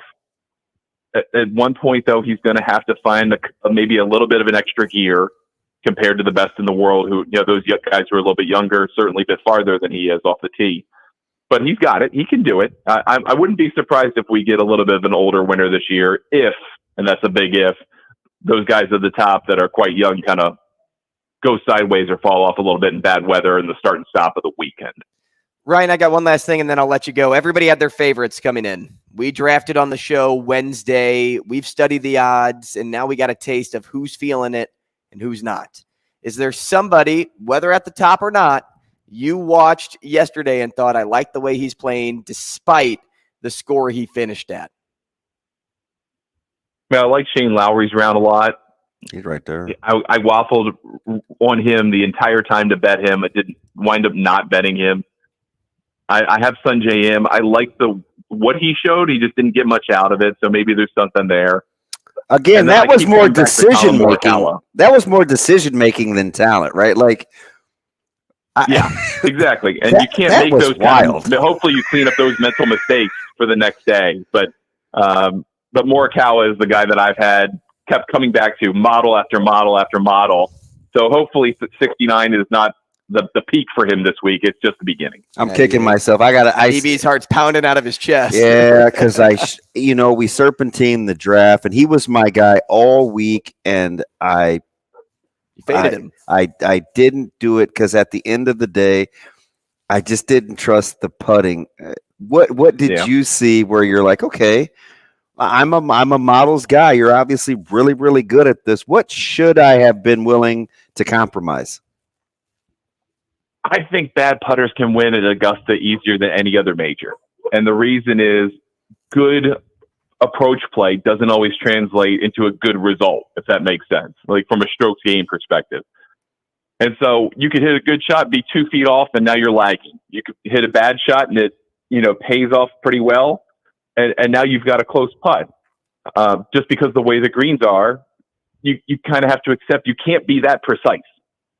So it hopefully averages out over the course of time. And that's why, you kind of emphasize that tee to green game instead of the overall game this week. And with the speeds of these greens run at, you're bound to make some mistakes. So if Morikawa is going to make mistakes anyway, if everyone else is too, I like Morikawa's chances. Ryan, we appreciate your time this morning. Thanks so much. Enjoy the day. Enjoy the rest of the weekend. We will talk again soon. Thanks, guys. Appreciate it. That is Ryan Balengee, owner of Golf News Net. Again, on Twitter, at Ryan Balengee, Ballengee. I mean, why wouldn't you want to be a guy like me that second guesses and didn't take either one of the guys that he talked You about? sound all like week? every I didn't average take Colin, golfer and out I didn't there. take Jason Day. Second guessing their shot. That's awesome. Glad I didn't take either one of those guys. Well, I was looking back at the draft yesterday, and I don't want to even say I feel comfortable where I'm at because it was only round 1. But at the same time, I want to be like, I feel super comfortable with any of the 3 you that talked I yourself chose. into Cam Young, too, which was hilarious. I almost didn't take him because he was 3,500. I'm like, I feel like that. You're like, gosh, this is like meets qualifications for a long shot. I don't really want to do it. I feel like I'm cheating myself, not getting myself a better golfer with relative to odds. And I was just like, you like him. Yeah, like, I had to take him. How about me going with Cam? Well, and I'm taking the other Cam. And I didn't even want to live guy because I talked myself off of Koepka. So it's fine. And the other thing with that, too, is It happens. I didn't want the feeling you're feeling about Morikawa, Jason Day, which is the only reason I took Cam Young at the end of the day, was so that I didn't have to feel like, I'm going to regret cheered it. over Colin a couple of days ago because our experts liked him. And I'm like, yep. But late, 11th and a half hour, I overthought it. Yeah, because you weren't ever on Will Zalatoris. Nope. Ever. Nope. It just kind of came as a surprise. Nope. Talking to people I trust. Yeah, but we'll see if you still trust them. Yeah, they're my this. guys, both of them. They're part of the crew. They're on the poo list. Yeah. Hey, so Coach Freund, he was funny yesterday. We were just talking while I was watching practice, and he's like, well, you'd be in good shape if you like my other picks. And I was like, I don't want to fast forward to those. I'm stuck on the Zalatoris thing, and my man is out. Hey, with you the would have been in good shape. You could have given me 13 other people, and I would have been in good shape. Because he talked me off Hideki. But then he takes him in a top 5 finish or a top 10 finish. Matsuyama? Yeah. That's a. I feel like that's more of a stretch. I don't know from him. 10. Top 10. I'm sorry. Okay, I thought you said top and 5. I think it was around even. He's what, 2 under? Yeah. After it's pretty much what he does at Augusta. Mm-hmm. And so I was like, oh, great. But he's a 1 and 2 rounder. And we talked through that whole deal, right? Shane somehow had him at, I don't know what side he was using. Yeah, he had him at 28. 28. And I was like, I got him at 38. You're like, I got him at 44. Right. I was like, what side is he on? Yeah, Shane's not using DraftKings or FanDuel. Man. I don't know. I mean, he's using his own. Rom seems to be doing pretty good. Oh, here we go. Pretty well. Pretty well for Tony. I mean, at 3 under. I mean, he's about to now say Fleetwood, -3. Now Fleetwood, I don't know where he's at. I couldn't find him. He kind of fell. Yeah. Yep. Fleetwood Mac, not so good. His game came and went in a hurry. 2 Tommy. years ago, he was going to be the guy. Well, I remember when Ricky was the guy for a while, and then You talking about Flat Bill or Fowler? Yeah. That was years ago. Yeah, but I still remember how he came and fell. Yeah. Right? Instantly. I went from gold. It was absolute gold. I went from not wanting to. This is obviously 10 years ago, but I went from not wanting to cheer for Ricky Fowler because of the image and the pastels and maybe in super shallow, is to now I want him to win. Like I used to call him Ricky Flatbill. I never even called him Fowler because I hated the look. I was like, get over yourself, DB. I was like, now I want him to win. Well, he seems a little bit more grown up now. Yeah. And a little more mature. Hey, speaking of pastels, how about Victor Hovland's polo yesterday? Hovland's a stud. He couldn't give a what. I mean, he looked like he was wearing something that could have been hung in the Louvre. Hey, listen, you fire 7 under, you go out there, you couldn't be naked, but you can wear what you want to wear or not wear what you want to wear. Yeah, it could be naked. Yeah. So, but if you want to wear a Speedo, it's cool. So back in the day, were you a Payne Stewart fan? No, I'm not a Knickers because of the look. Yeah, it's not my deal. Even though he was wearing NFL. Yeah, I just I didn't. I don't know. You're young and you're impressionable, and I'm pretty immature, so I'm like, well, grown men shouldn't be dressing like that. I wasn't thinking about what they do in other countries. I mean, I wasn't that savvy at the time, so I was just like, I just think he looks weird. Well, it was a marketing thing, I'm sure. Yeah, I'm sure he was getting paid well. I mean, who doesn't wear knickers? Kind of like bloomers, but they're not bloomers really. Yeah, I don't know if you'd catch me dead in those, but I do wear some weird stuff. Well, I used to wear, unless you're upright in the casket, I wouldn't know what you were wearing on the bottom. So, hey, what's down there?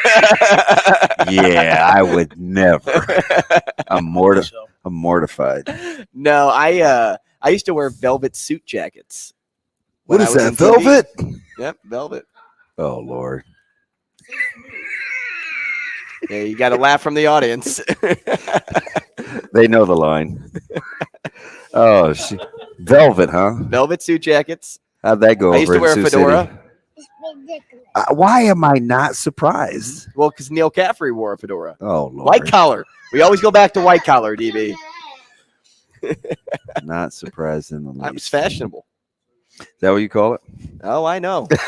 I remember. Some guys can be too cool for school. Exactly. Hey, and you know what? People, if you hype me up, I'm going to feel good about it. So, like, I would wear the velvet suit jacket when I'd go broadcast Lindenwood basketball games, and the coaching staff would always dap me up. Not really. Exactly. I could prove it. Not really. We'll get them on the line right now. Get them on the line. I spoke to one of them actually the other day, and it has something to do with local recruiting / transfer portaling. Which we can talk a little bit with Mike Sautter when we get to 9 o'clock. Something I do want to pick your brain about. What's that? Is this visit to Wisconsin, though? Because Luke Fickell is an interesting man. Mm-hmm. And I think a lot of people out there would be interested to hear how he coaches. And get some insight there. You have a new coach in Nebraska. You have a new coach at Wisconsin. Similarities. How do they compare? How do they differ? Can we get into that? Are you cool with opening up about that? Yeah, I'm cool. Let's do that next. If you're cool, I'm cool. Oh, it's all about you being cool. Be cool, man. That was cool. I can ask the question. That was Apollo Creed to Rocky. I can ask the question, but if you don't want to answer, that segment's not going to go very far. Yeah, no comment. All right, sick. Hey, also, hopefully you studied up on your Masters trivia. Oh, That's Lord. coming later. I tossed an NHL question, too. That's at 9:30. We'll be back, though. Rogers and Benning will be back in 5 minutes.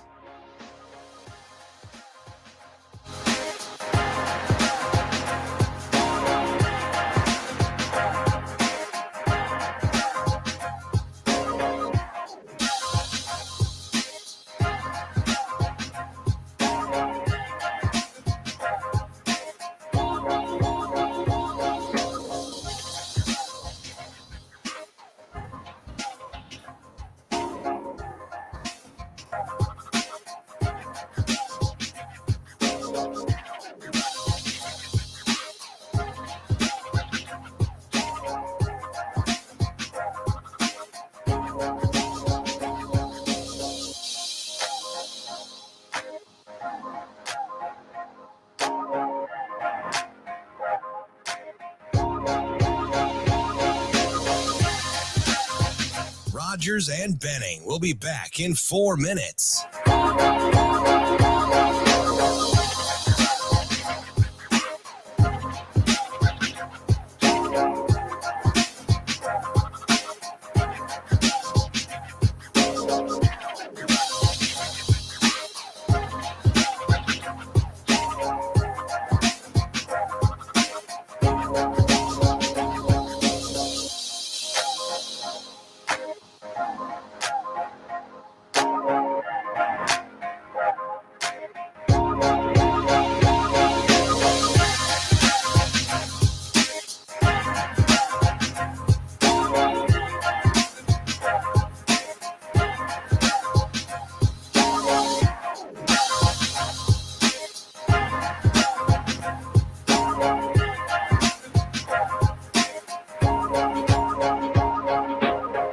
Rogers and Benning will be back in 3 minutes.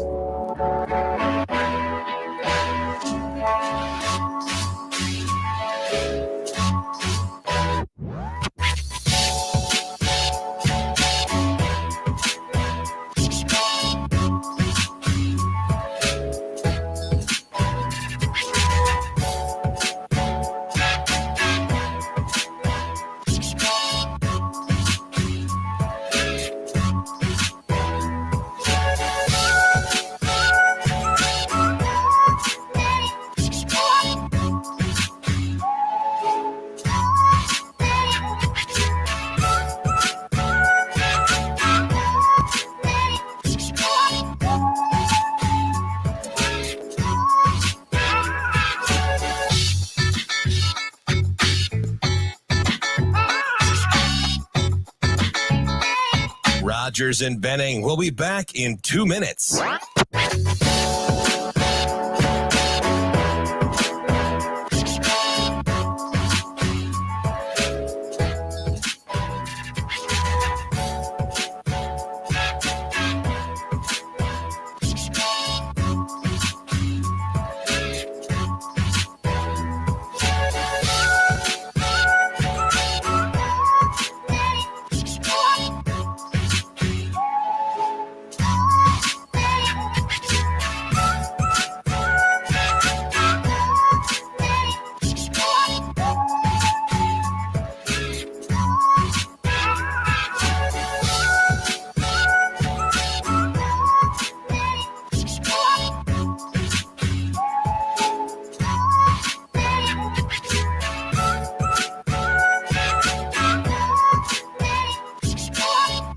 Rogers and Benning will be back in 1 minute.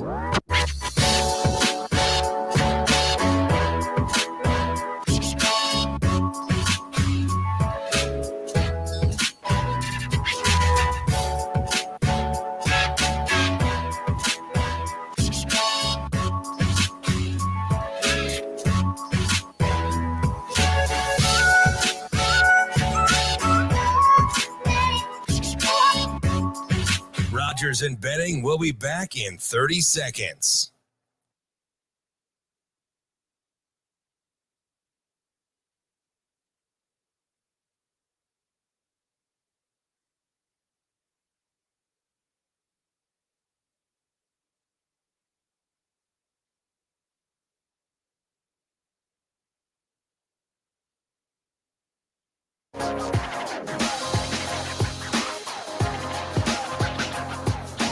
Coffee and Cream with Rogers and Benning on Hail Varsity Radio.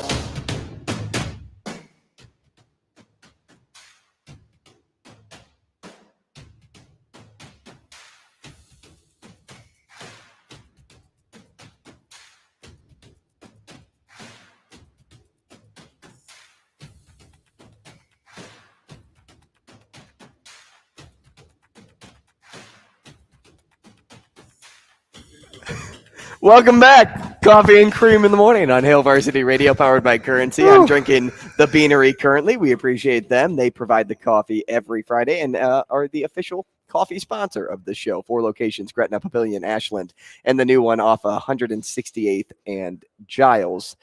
Very good coffee, and you should come down and get a cup of Joe. Maybe DB will get a cup of Joe in a rematch in trivia later on today. Yeah, I'm a little concerned about that. Well, I don't know. Joe was sitting next to me on the couch last night and goes, one of the questions better be whose grandson hit a hole-in-one at blah, blah, blah. And I'm like, yeah, that's not on this list. And who am I? Am I playing against Joe? Maybe. I don't know. You may play against Clara. I don't feel real confident. Oh, yeah, we do have Candelier. Yeah, not feeling good today. Maybe we take the youngin'? Alex, I don't know. Why, man, just knocking out coffee. How about the national champion? That's the thing with hockey guys, even though they're young. I mean, they've been out of the house since they're like 11. Yep. So it's like he's just I know. grown. I did notice he was drinking coffee. Yeah, I was looking at that too. Boss. Total boss. Like he move. definitely runs the mob of his hockey team. Yeah, well, he's dragging dad around, that's for sure. Speaking of national champions, it's something that Nebraska aspires to be. And this new coach, maybe it's him that leads them back to national championship realm. But to get there, you have to compete with the best of the best, and a new program. Well, a current program has a new coaching staff as well, and it was where you were over the weekend. It's Wisconsin, Luke Fickell, brand new guy. I'm curious to know just your initial thoughts right away, and then I'll follow up with what I want to follow up with. But your initial thoughts on Coach Fickell. Yeah, he was fantastic. Good staff, good young staff. I thought, Tressel was good. Hilcher, their secondary coach, I liked a ton. Real good energy at practice. They had a couple guys in. Orlando Pace's son. paid him a visit from St. Louis. He's at St. Louis High School, which I did not know. Which I actually didn't know. St. Louis SLU High was that good. I mean, you hear... Yeah, because Wingo's there, right? Wingo's there. Ryan Wingo? You hear about, East St. Louis. You hear about the Bellevues across the border. Then you hear about CBC and some of the private schools a little more west of St. Louis. But you don't hear about SLU High all that much when it comes to football. And they have 2 very nice recruits coming out of that school. Yeah, and so we that was probably the cool part of the trip. I think Micah hooping with Chucky was the other cool part. But, because he missed 2 hours of that whole thing just because he was at the Kohl Center getting shots. And then the tour bus went and picked him up. Yeah, which was really cool. So good on Chucky for looking out. But it's just interesting to kind of pick his brain, right? Where, he's an Ohio State guy. He's in Wisconsin. It's the relationships that he's built, to their athletic director. Coach Fickle was an Ohio State guy. Jim Tressel's uncle was, Mark Tressel's uncle was Jim Tressel. So that all these ties, and we just were talking about, is it awkward? And he's totally comfortable in his own skin, Orlando Pace, and he didn't. How can you not be? He didn't really pay it any mind. He said, he's just kind of going through the process, and son's a tight end. In that Big boy area. too. So we spent a lot. So I spent a good chunk of time. Me, like when you get dads and sons, and there's similar situation. Like I'm just taking notes. Did you ask for the photo? No. You're not much of a photo guy. No, I'm not. Their director of recruiting, who I like, Pat, he's like, hey, let's get a shot. Let's get a shot of you guys. So we took. Yeah, I'm not volunteering probably to. I didn't know if you were just sending me my St. Louis Ram. No, I'm not. I'm not volunteering. He just is such a giant man, and he's lost a considerable amount of weight. So he looked kind of like a hooper. You kind of came up to, I would say, his armpit, peck. maybe. Yeah. He's a big man, big man. So his boy's big too. Yeah, he's not like physically. I looked at him, and he's just. He's young. He's a 2025. So he's probably going to grow quite a bit, but good kid. Asked some funny questions in the academics portion. He's like, is there any majors that you don't recommend? That's actually a good question, though. It kind of got a little chuckle, but it was a good question. But the practice was crisp, really good tempo. They were in half rack, but moved really, really brisk.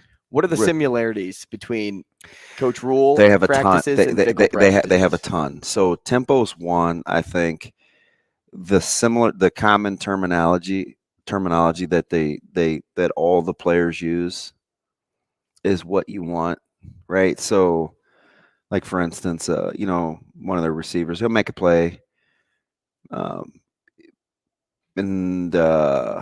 ball go out of bounds, right? It's on the ground. Defense immediately scoop, right? Like it's out of plays dead, but the ball's on the ground. So they just have these habits that they say. They use the same words. You can tell when they talk to each other.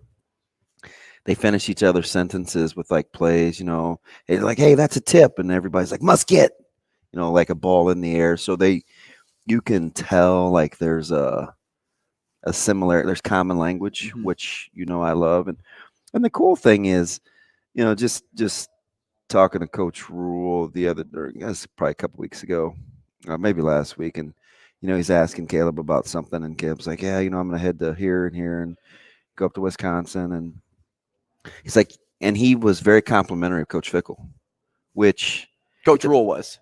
Yeah. Right. You just talk about a guy that's comfortable in his own skin. It's Coach Rule, right? He wasn't like, he said, good things, and a known Fick and this, that, and the other, and kind of sang his praises. And so it was like cool that a guy is so secure in what they're doing and where they're at that he's not afraid to give credit where credit is due. But I thought the staff was fantastic. Now, so the situation for Caleb's interesting and unique, I would say, because the person recruiting him at Wisconsin initially is not there anymore. Yeah. And then that was Jim Leonard. He liked Leonard a ton. But it's similar things, right? Because Caleb liked Chins quite a bit. Right. And that's what I was going to say. The same thing applies at Nebraska. So I'm not going to ask you to give your opinion on what he's thinking, but as a recruit, how is it better that you're going in at fresh at kind of like two different places? So I think the thing that's got Wisconsin back in the thick of it is they came immediately and reoffered. Right. So they came back to the school on that first open period and reoffered. And Coach Mitchell, Matt Mitchell, who's from Grand Valley, came up and he coaches linebackers, insides, I think he's got, and reoffered. And they had a really, really, really in-depth conversation, a different kind of recruiting. I mean, they asked him some tough questions. Mm-hmm. And I think, he kind of gravitated towards that and said that he wanted to go in the spring. So, I mean, we went and it was good. I liked, they know they could be a problem, right? And they have three really good quarterbacks. And Mordecai's athletic. Yeah, one of the best in the Big Ten. Kind of sneaky athletic. Like they practice with such pace. We'll just see how that offense translates to his game. Yeah, they're not like real sudden, like athletic, but it was really cool. They talked about kind of their defensive philosophies. These are in the one-on-ones, and they used his high school clips to simulate what they were talking about. It was that's cool. It was 12 minutes of it. I mean, it shows you did your homework on the guy. Yeah, see those kinds of things. That's the kind of stuff that Eric, the Chins would, that they would do that kind of got him. Those things matter.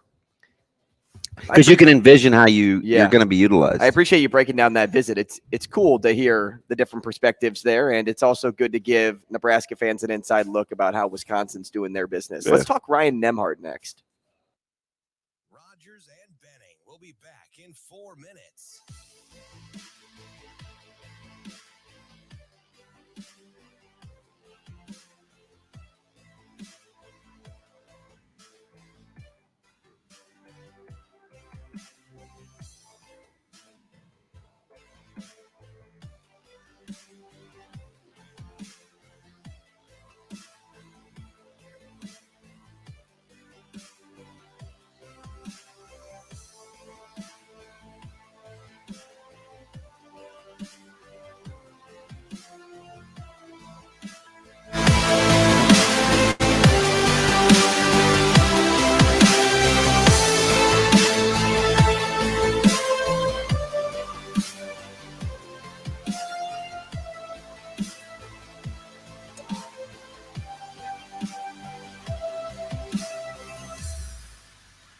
Rogers and Benning will be back in 3 minutes.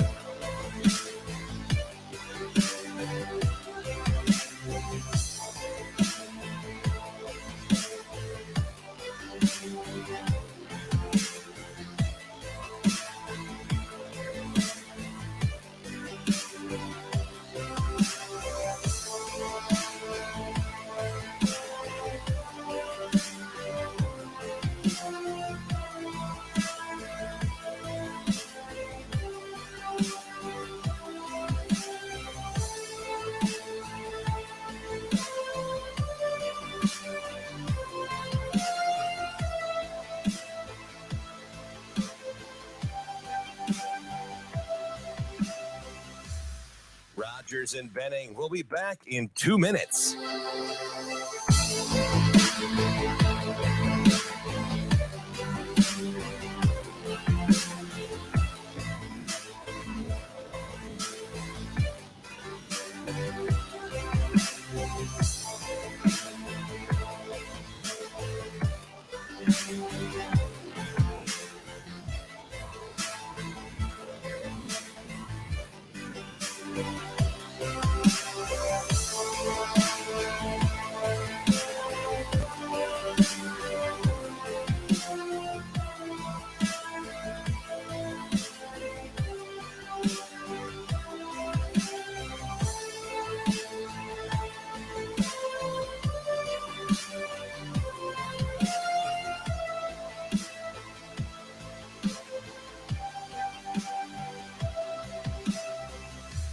Rogers and Benning. We'll be back in 1 minute.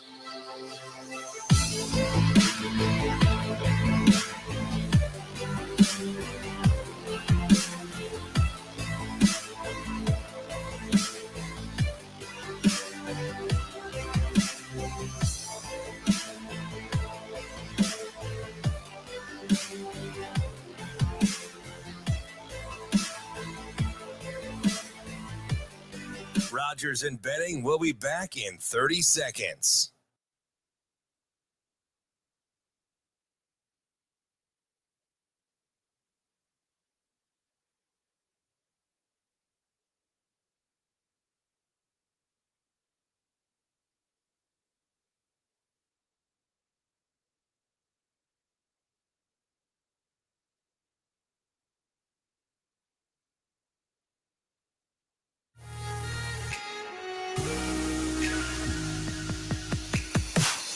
Coffee and Cream with Rogers and Benning on Hail Varsity Radio.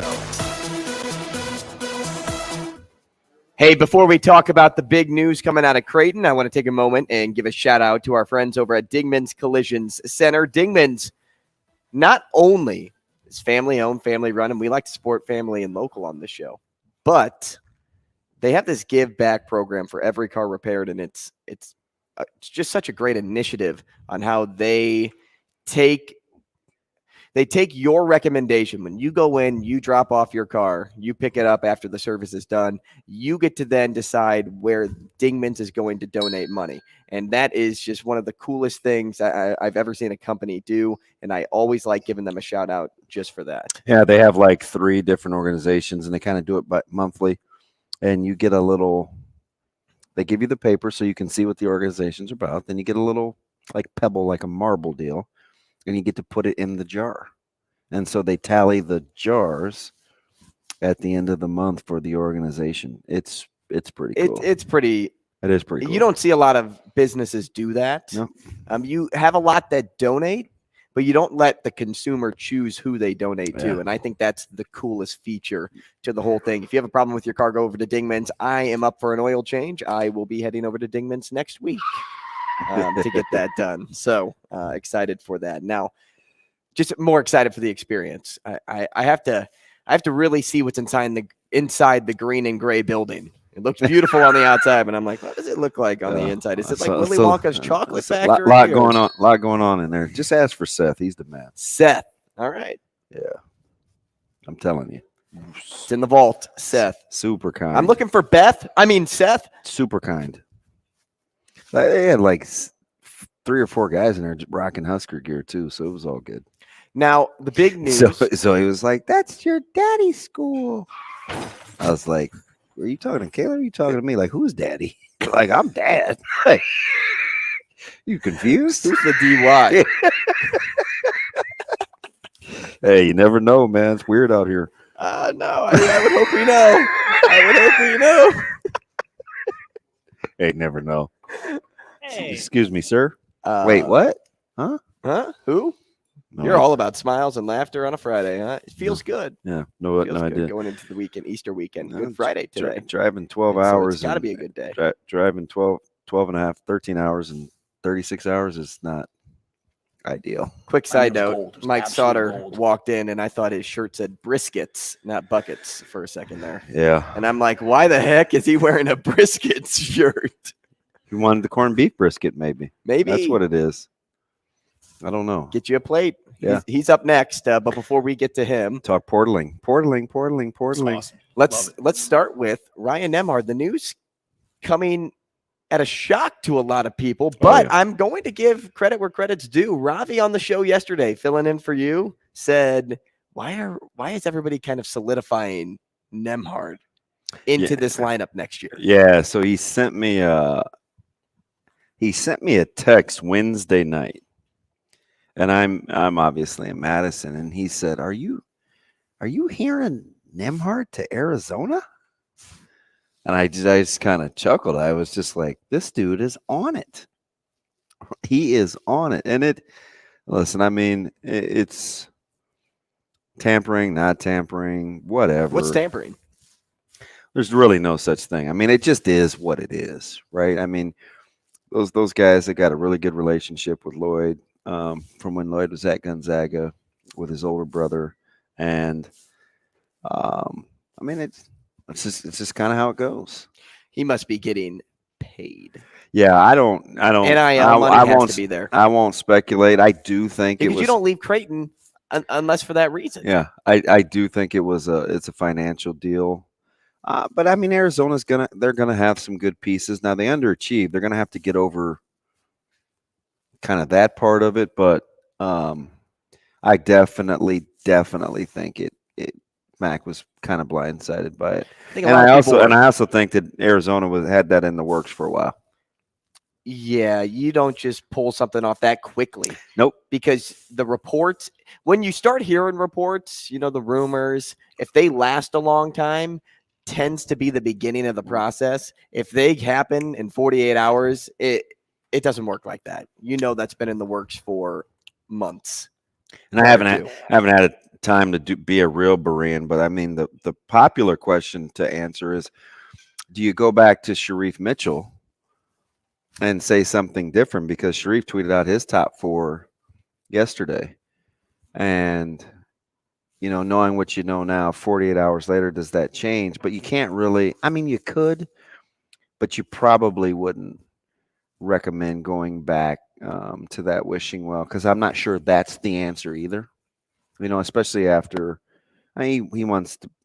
They think he's looking for a change of scenery, but that lineup all of a sudden could change in a hurry, because we already thought we would be missing Kaluma. At least I think. Yeah, we'll be missing Kaluma. The biggest. Now you're going to be missing Nembhard. You'll have to wait on Trey Alexander to let him go through the decision. Let him go through the evaluation process. I still think you get Kalk back. I'm kind of firm in that. How's that sound? Kind of firm, like scrambled eggs. I would say I'm more firm in Shireman returning versus knowing what Trey Alexander's status is. Yeah, Shireman apparently graduated last year, right? He's living a good life, and I think there's still some things that you can work on in your game. Now he's going to be older. He's going to have to worry about the age thing a little bit, but if Hendon Hooker doesn't have to worry about it in football, then Shireman shouldn't worry about it in basketball. But I mean, the portal is an interesting place. Lots of rumors, lots of innuendos, and which is why we sometimes talk to Mike Sautter, who I'm sure is stressed that he's the conduit between coaches that he's developed relationships with that call and say, what do you know? What do you know? What's the latest? I mean, just on Sharif alone, I bet I got, I don't know, 7 different texts. And I'm not in that world as much as our ball-headed stop sign friend over there with the bucket shirt. But Brisket. Oh, man, you're going to put me on the spot. Putting him on the spot, yeah. So it's tampering. I don't even know if there is such a thing. I would get over that. There's tampering. It's just a norm. I would just get over tampering it. at all levels. It's not it's NIL just makes it easier now. Yeah. And I will say this, I think, and I can we'll ask Sautter about it. I think in being well immersed in this AAU world the last 6 years, seeing a ton, being at, Three Stripe, Nike, EYBL. I just think that world is easier to play in for hoopers. It just is. You change jerseys a lot more frequently in the summer and summer basketball than you do in almost any other sport. So swapping schools, I mean, look at the portal numbers for Division I basketball schools. It's staggering. and you see it. You would also take it in a good way, though. At the same time, Nembhard leaving or entering the portal, you'll probably be able to find a replacement to go play basketball at Creighton, and it shouldn't be difficult. But here's the thing, though, with them, there has to be some familiarity because Mac's a big culture guy, and he's obviously not going to compromise NIL, right? I mean, it is what it is. They have one of the best NIL structures, I think, in the country. Mm-hmm. It's very self-explanatory. Even the minimums are great. Well, so I think they'll give themselves a chance, but he's not just going to take anybody. And I think that's probably why Trey stays around. Well, because if you look at where he could go in the draft, if he does want to take it to the next level, he may be better off staying in college. I just don't think Coach Mac's going to get into. I just don't think Coach Mac's going to get into a bidding war. He's just not that kind of guy. So you hope it doesn't come down to that.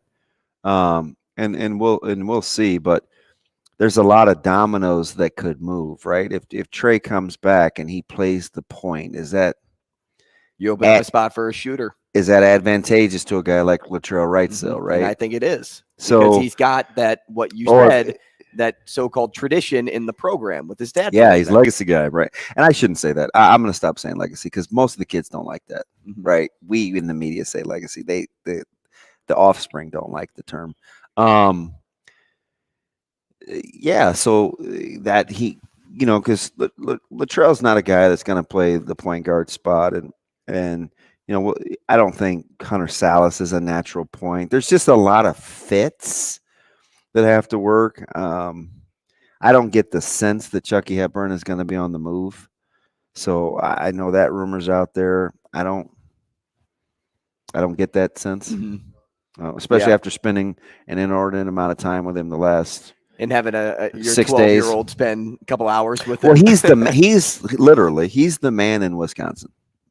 He is the man. He's on billboards. He's got the digital advertising. We walked through the academic counseling center, and they got his pictures up. Now,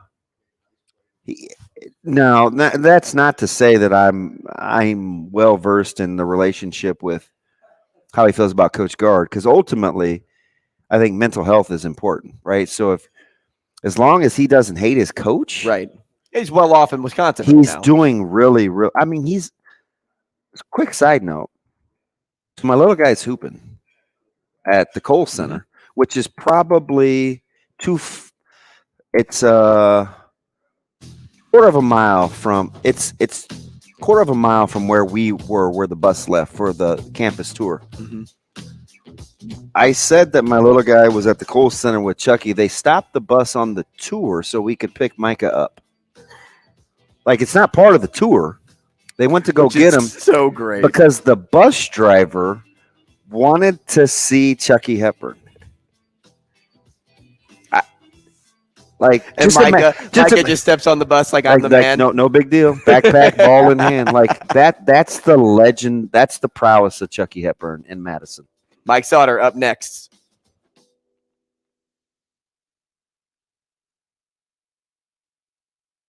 Rogers and Benning will be back in 4 minutes.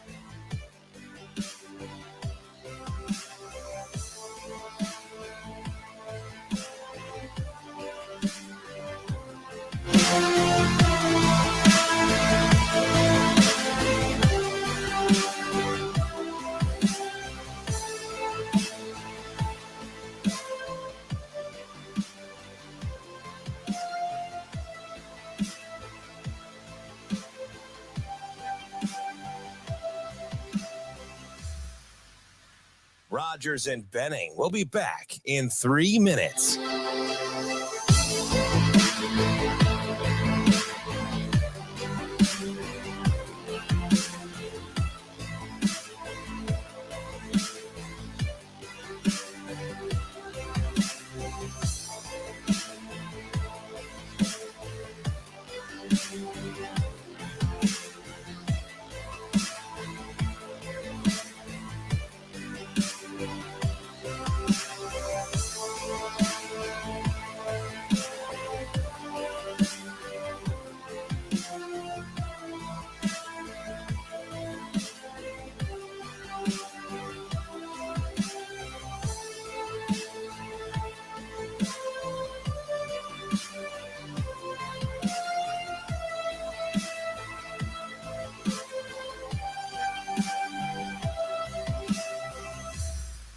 Rogers and Benning will be back in 2 minutes.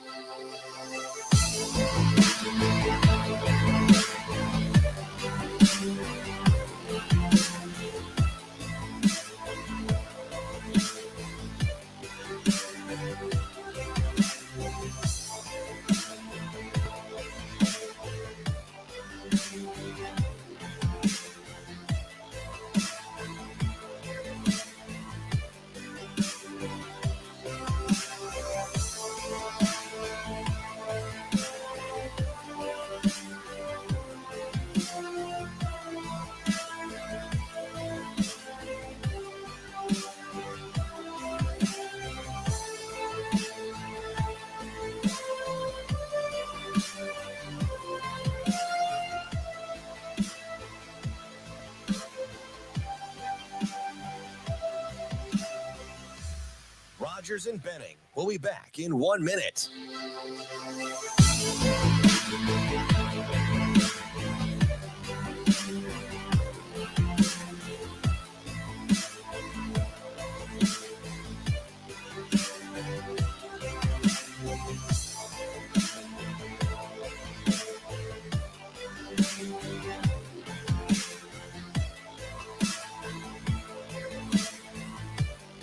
Rogers and Benning will be back in 30 seconds.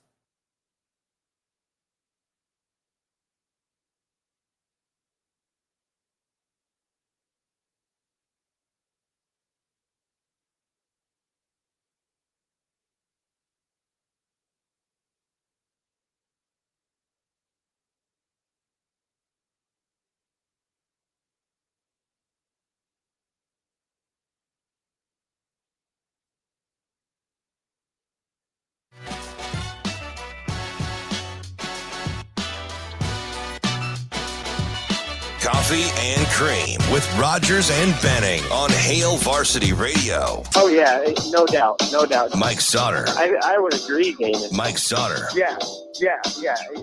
Mike Sautter. Oh, man, you're going to put me on the spot. Mike Sautter.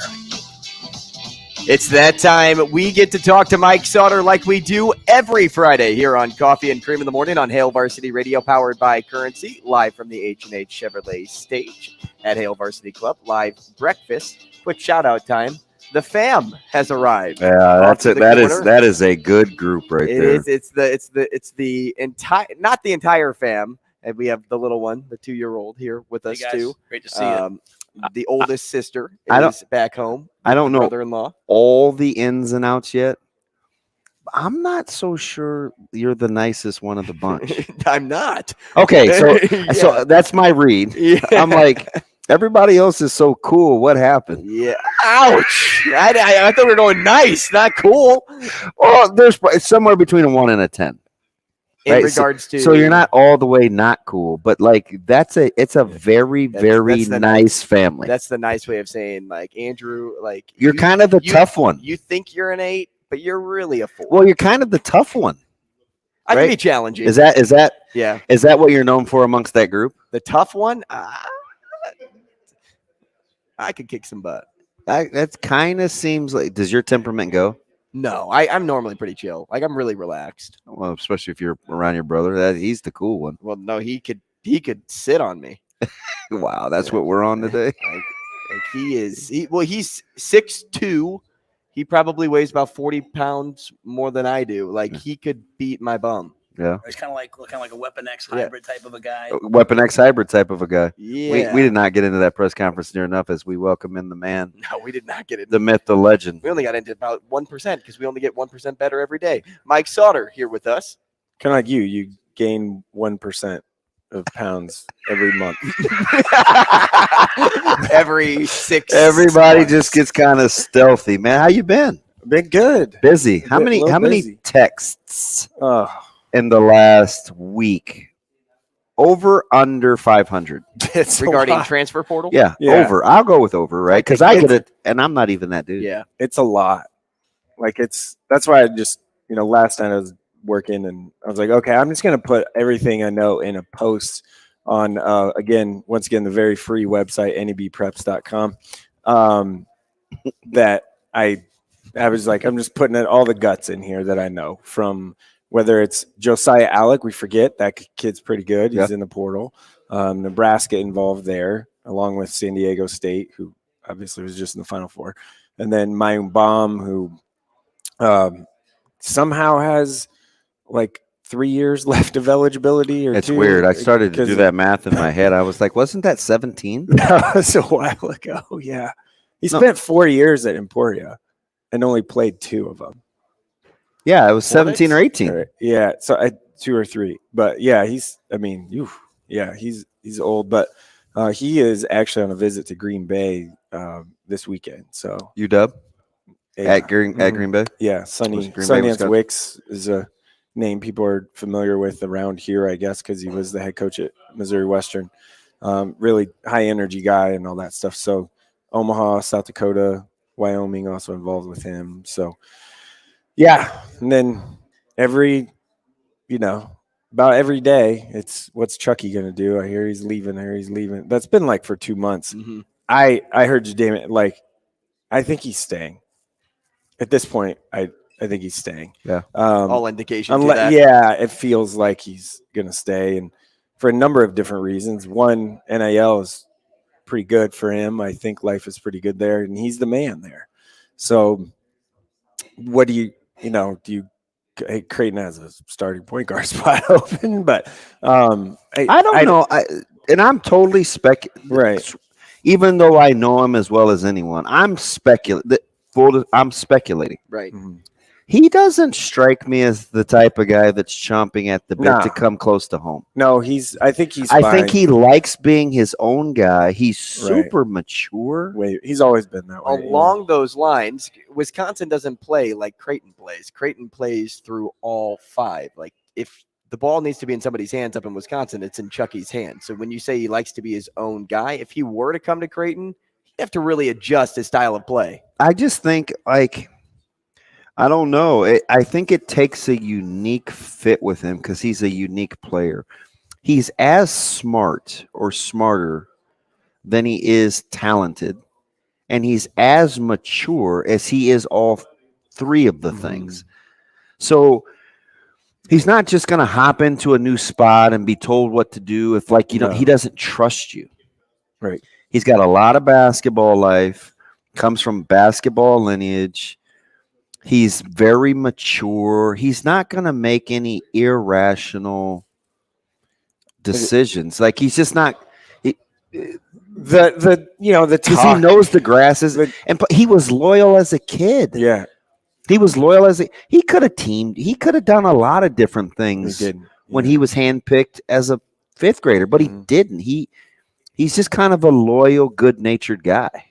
Just the speculation the last 2 months, or maybe more, has been, he's going to come back and play with, him and Hunter are going to go to Nebraska. That's the biggest rumor. And I just don't. I will say this unequivocally, that ain't happening. Yeah. There's less than 0 chance of that happening. And why would you at this stage in their career? Because remember, both guys want. Here's the thing about both guys that I know for sure that people have to keep in mind. Neither guy needs the exposure and accolades of fanfare. Mm-hmm. Their goal is past that now. Their goal is to continue to play basketball at a high level. Right. So it's not about the pomp and circumstance. That's neither one of them is looking for that. If they wanted it, they could have already had it. Right. They could have just done it. Yeah, it's not about being adored at Creighton or going to spring games at Nebraska. That's just not what it's about for either one of those guys. Yeah. They want to play basketball at a high level and get paid to do so. Now, Sautter, let's talk Hunter Salas and every offer that you've or I shouldn't say offer. Every school he's been in contact with or either been interested in him, because it seems like every post that you have, at least once a day, there's 2 more schools added to his list. That was at the beginning of the week. Well, how about? And I'll let you get to it. How about Wrightsville just changing in 6 hours? Yeah, flipped hard. Yeah. From initial contact to where we're at now. Yeah. I mean, about 6 hours. As far as Hunter goes, and I posted obviously this morning, and this is about as breaking news of intel. I haven't seen it anywhere. No one knows it until I guess I posted this morning. Nebraska is flying out there Right. Coach Hoiberg Easter. and Nate Lesnar is flying out there on Easter Sunday. So that tells you how much they want to get. That's Easter Sunday. I mean, it's a big deal. So Wake Forest is Steve Forbes is flying out there to do it in home. When I say flying out, I mean to Spokane. Wake Forest is doing one today or tomorrow. I think they're tonight, right? Yeah. So that's another kind of key piece. I think with Hunter, it's what do you want at this point, right? I think the development piece is huge. I think he physically wasn't probably developed like I guess him or his talking about family, nutrition, strength conditioning. Gonzaga doesn't have a nutritionist. Their weight room is average at best. Like all those things, you would think that with their success that they've had, that they would have those things, and they didn't. And they frankly, like, they don't care what kids eat for dinner or whatever. So it's like that's totally different mindset. And you know what's funny about that? Stay right there just for a second. I'll let you finish. You know what's funny about that? I told you Coach Rule and Coach Fickle have some similarities, right? Yep. So first two things. What's the first thing that both those guys did along the lines of what Mike Sauter's talking about?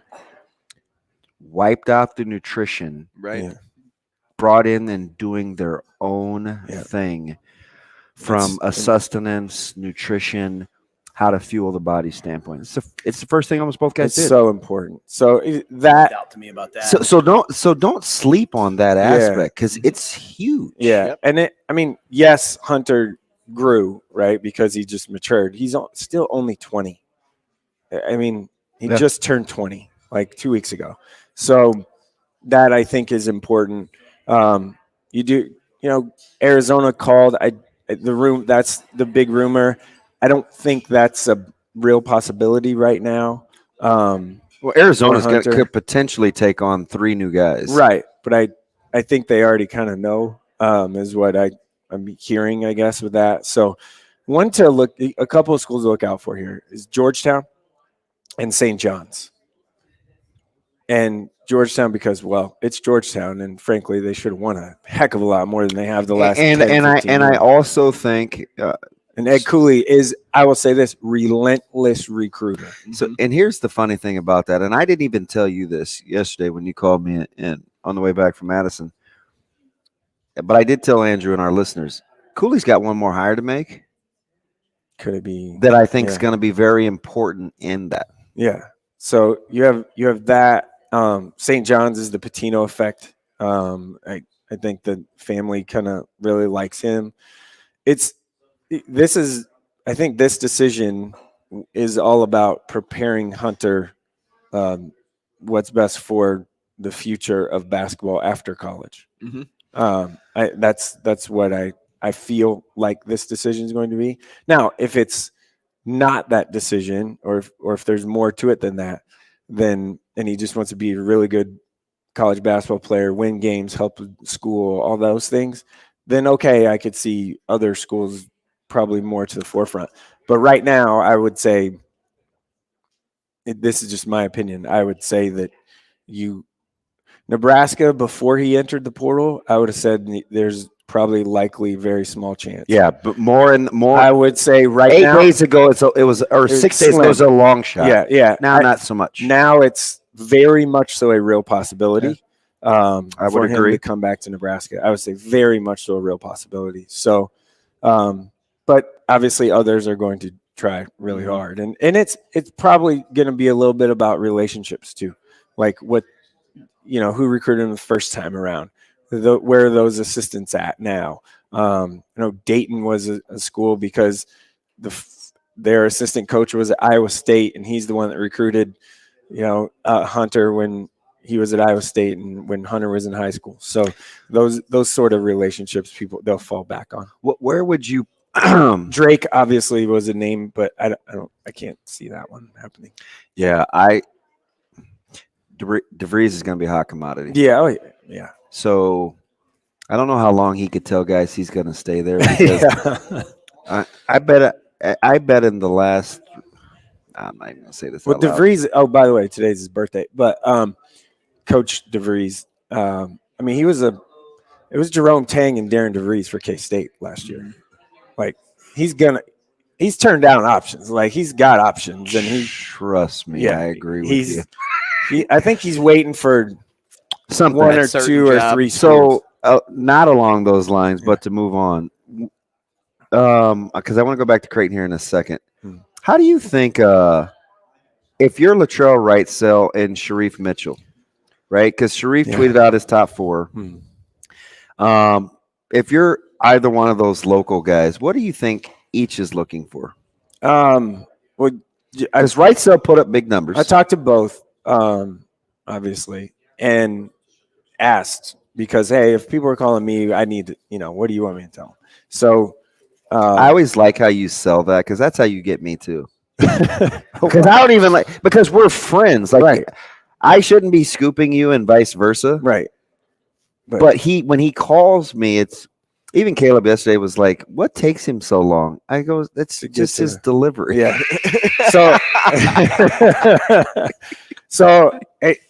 Wrightsell is wanting I think a similar type of role, but I don't know if he can get that at a higher level. He put up huge numbers. He can really, really, really shoot. I know a school like Iowa State is very much so, and they can't score. Yeah. So they need scoring. It's just a matter of what is he? He needs to play more of an off-the-ball guy. Right? If he played with a ball distributor, he would be fantastic. He's going to get buckets. Yeah, I mean, and he moves without the ball really well. And Fullerton did a great job of developing him. Yeah, your guys at Fullerton, right? Alabama, Arkansas, Iowa State, Minnesota, Nebraska, Ole Miss are the ones that he said he's going to do Zoom calls with in the next couple of days. But the list is super long of the schools that at this point you rule out Creighton for Wrightsell, right? Ooh, I don't know. I mean, his dad played there. There's something about that, about coming back home and being. I don't. He doesn't strike me as an Omaha guy either. But I will say this: is there a little bit of you want me now, but you didn't before? Yeah, I mean that's kind of part of it. Yeah, I think there's a little bit of that. So, Charlie will be pretty interesting to see what shakes out there. I feel like an Iowa State would be a pretty good fit. With Reef, do you look at the Sunrise North Texas connection? Yeah, but here's something with that is their assistant is probably going to follow Coach McCaslin to Texas Tech. Could. I think that's pretty much I feel good about that one happening. So Ohio, there's these little connections on all 4 of the schools. Bradley, Mike Bargan recruits a lot. Which is what I told the you Omaha guy early with Reef.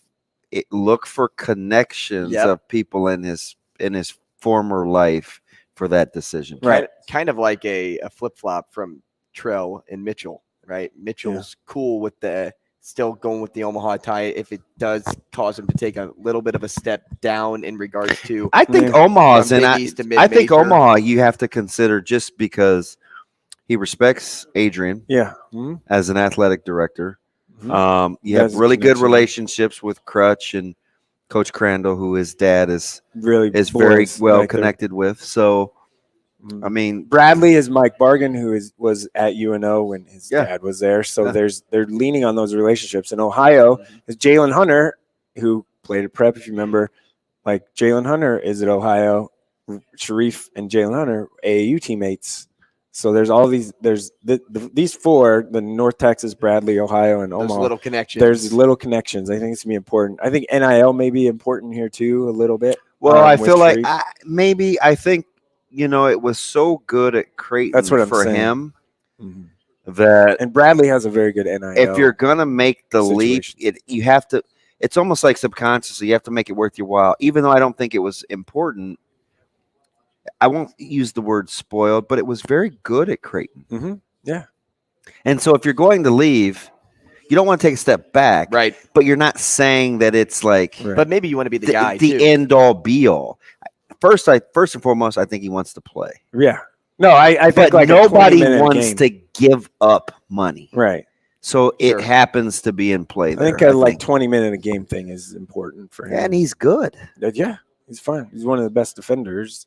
He has been for. He could make them since he was a little kid. He could if he ended up in Omaha, he could be. So I got to sneak in He'll two. start. I got to sneak really in two quick special things. player. Oh, he would start for sure.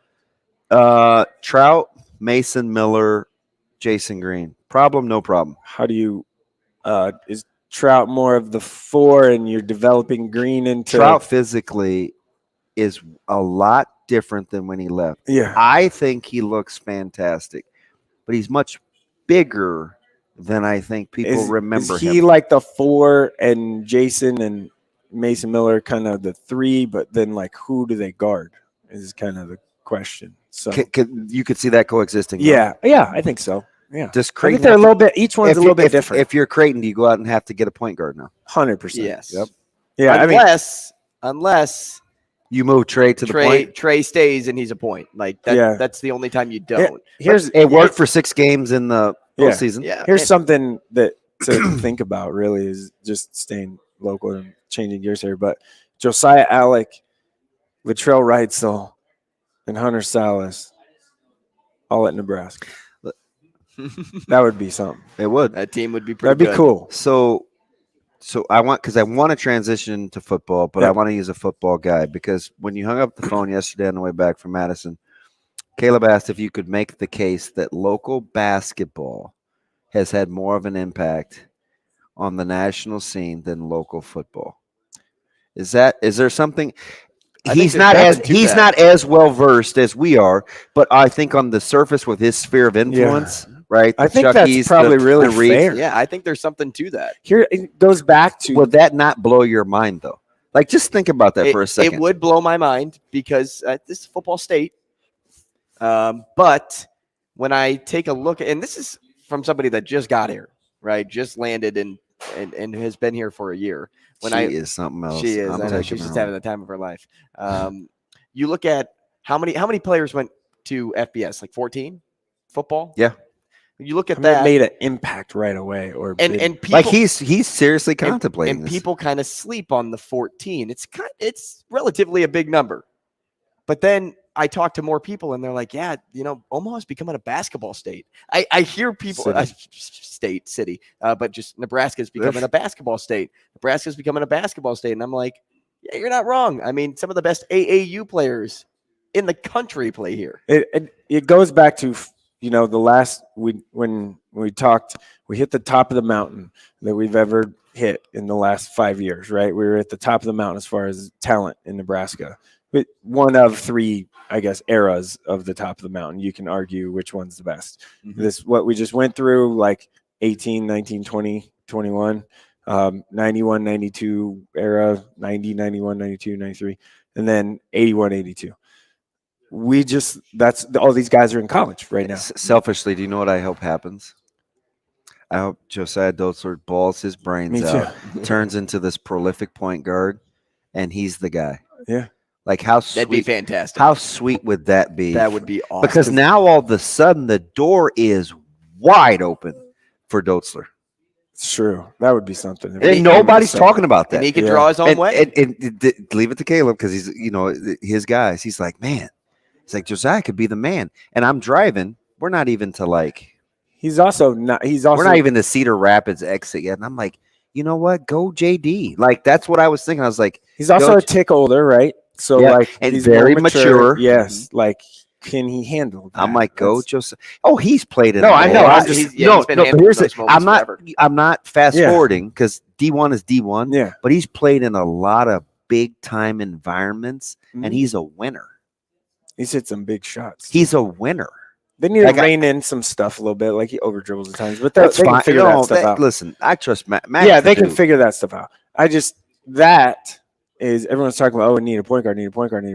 Yeah, you do, but maybe going back to your initial point though, real fast. We may have to keep him another segment if we're not going to play this game.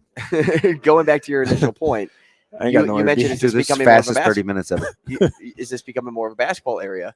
Who would you say is the best player to come out of Omaha? Like, or at least ever? Like not just like in recent years. Recent? Yeah, like the one that's produced the most.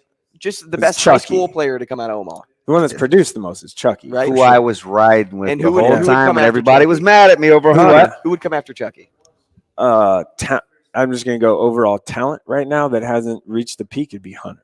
Right. So we're talking about 2 guys just right now in recency, which is why a lot of people are saying I don't know if I would Omaha's do that becoming with basketball.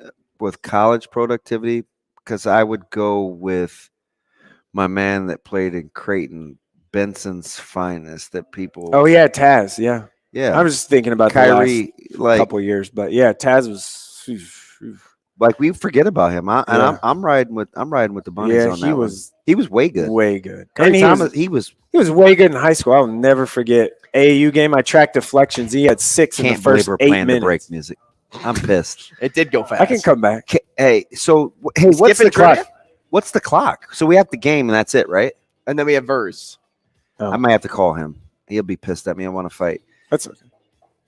Got to take a quick break. We right, got to we'll bring take a him back for at least like 3 or 4 minutes. All right, we'll take a break and then we'll figure out where we're at. Because I got a high school football thing that relates to basketball. Okay, stick around. More with Mike Sautter here on Coffee and Cream. And again, still time to come to the live show. Come to HVC. We're here having some fun. We'll be back. Rogers and Benning will be back in 5 minutes.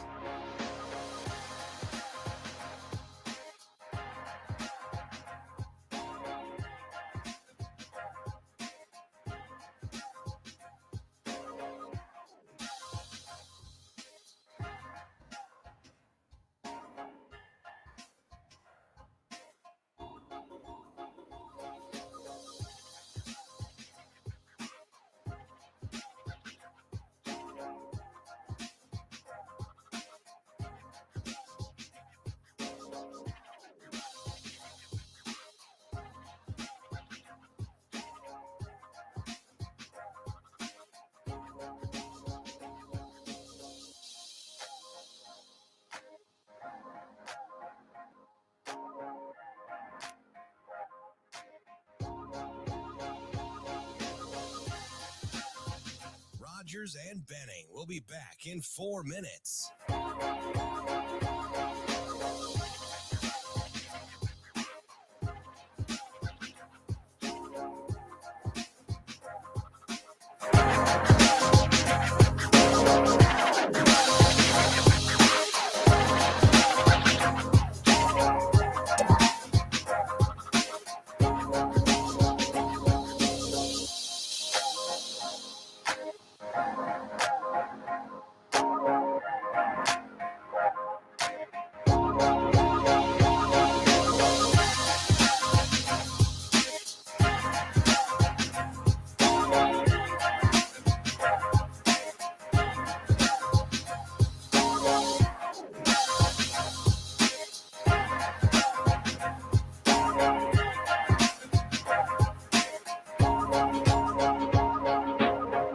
Rogers and Benning will be back in 3 minutes.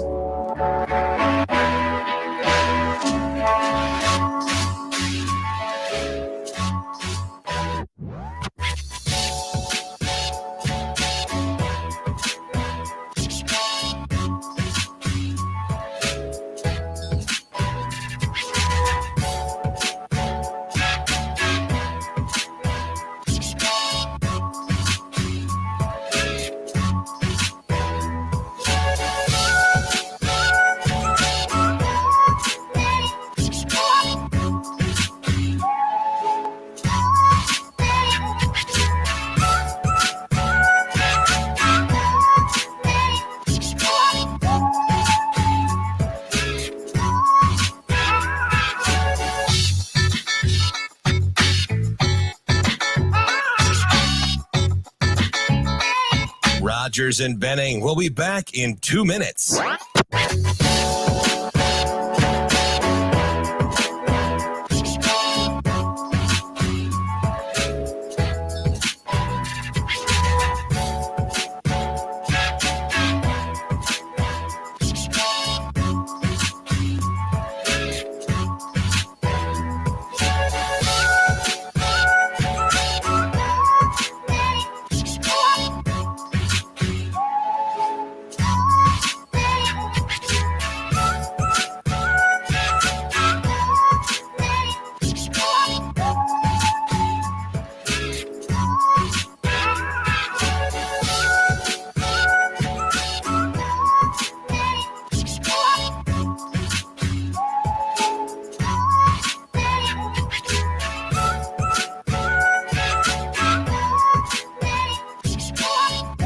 Rogers and Benning. We'll be back in 1 minute.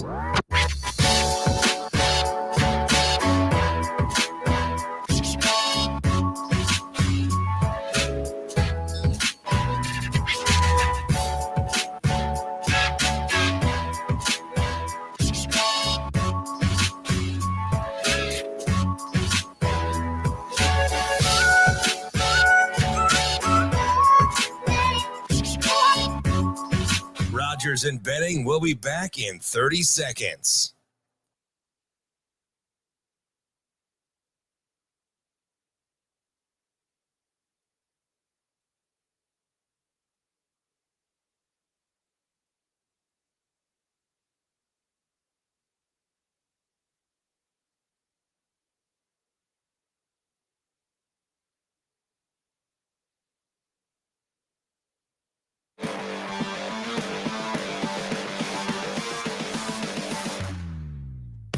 Coffee and Cream with Rogers and Benning on Hail Varsity Radio.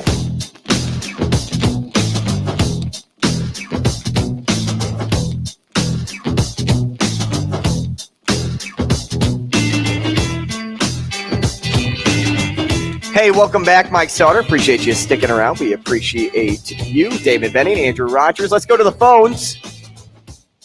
We have somebody that says we missed one of the best players. Oh, we probably missed several. It was off the it was just a quick question, and I was a lot. kind of to generalize what we were thinking. But let's go to Dwan. Yeah, what's up, man?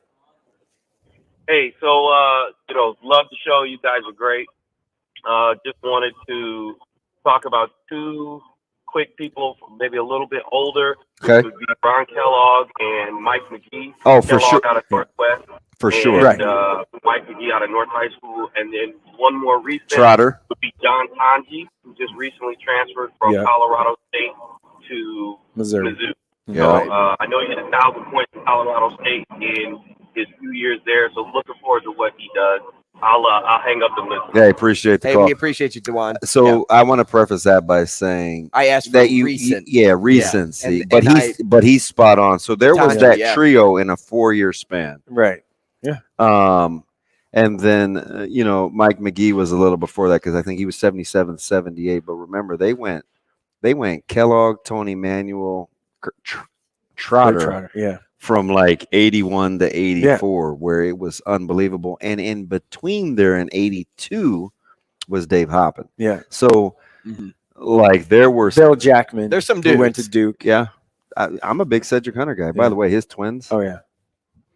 They may play soccer though, I hear. Really? Yeah. Ced looks like he could Kansas point guard old Cedric Hunter. Played in Final Four. Yeah. So there were a lot. Let me ask you something real quick because I'm curious.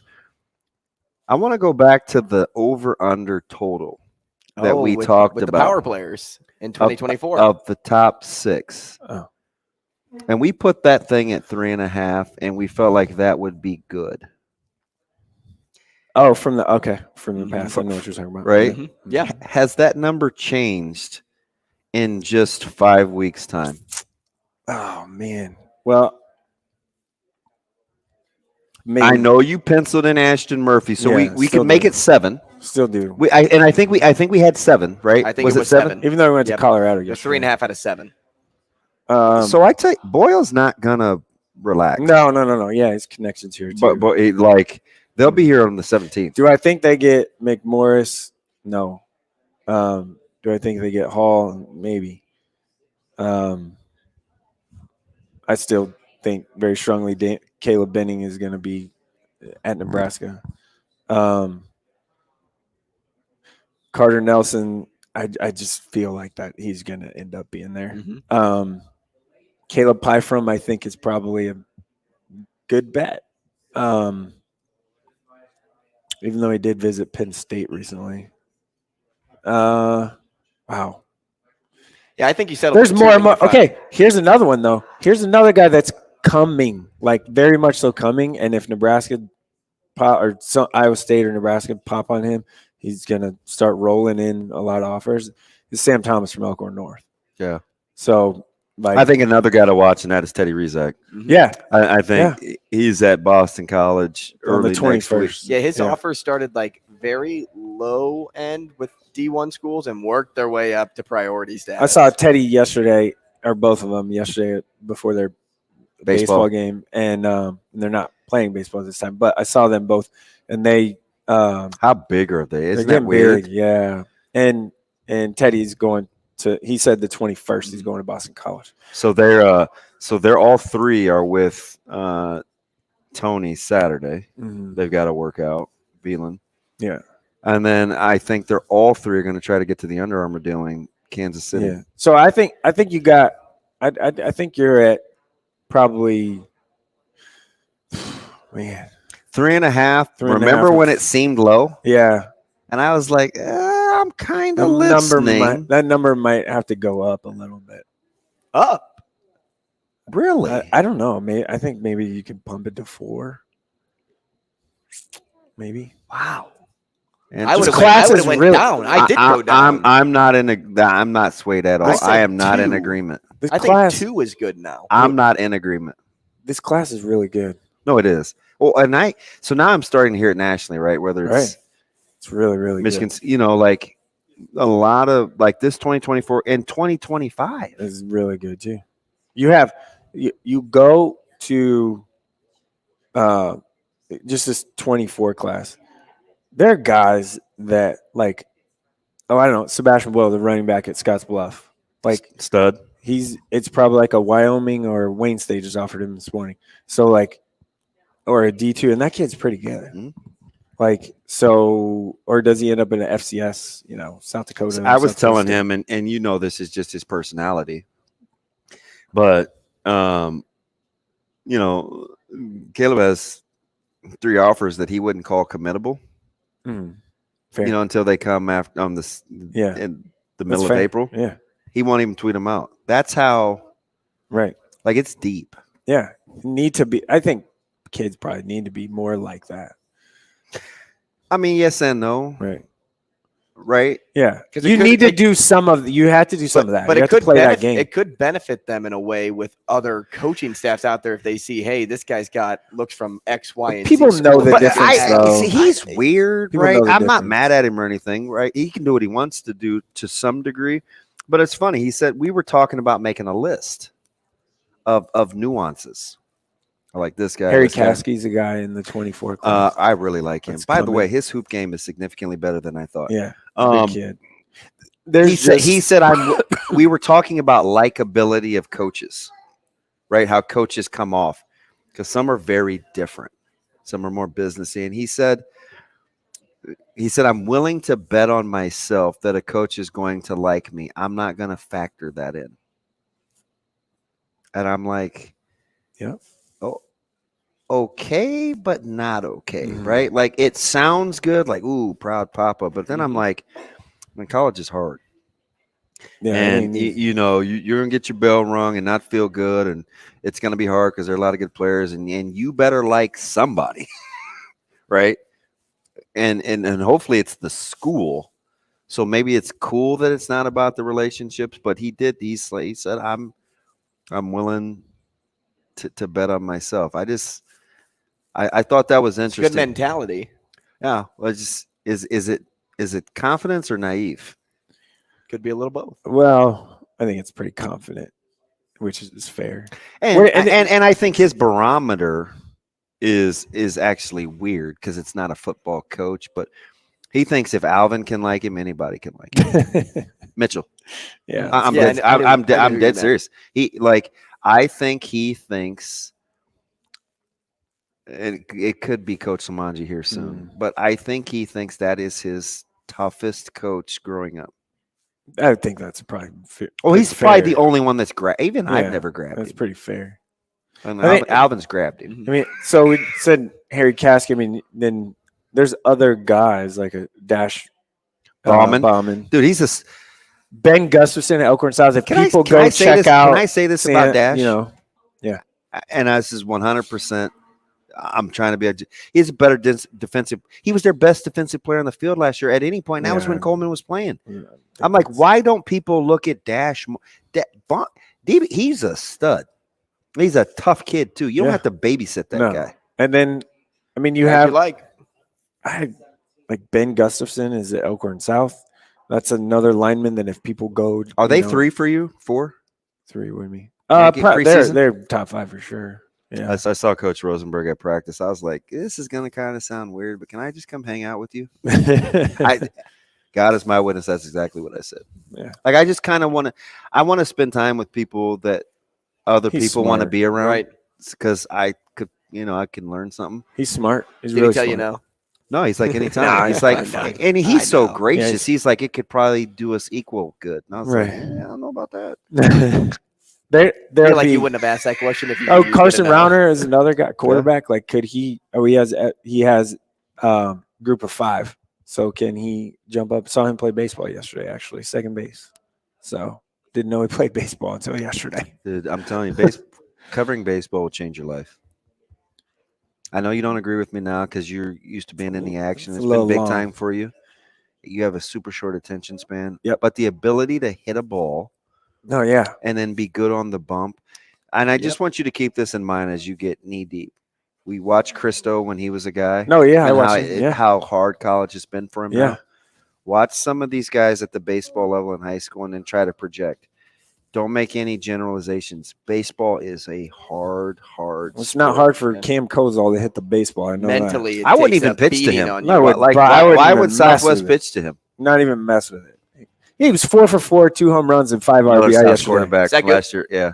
Listen, And they lost 14-9 or 10 or whatever. I played on a team like that before too. one of his thighs are like both my legs. Dude's a monster. Sautter, we appreciate it. All Man. right. Thanks. Have fun with your game. We'll be back. Rogers and Benning will be back in 4 minutes.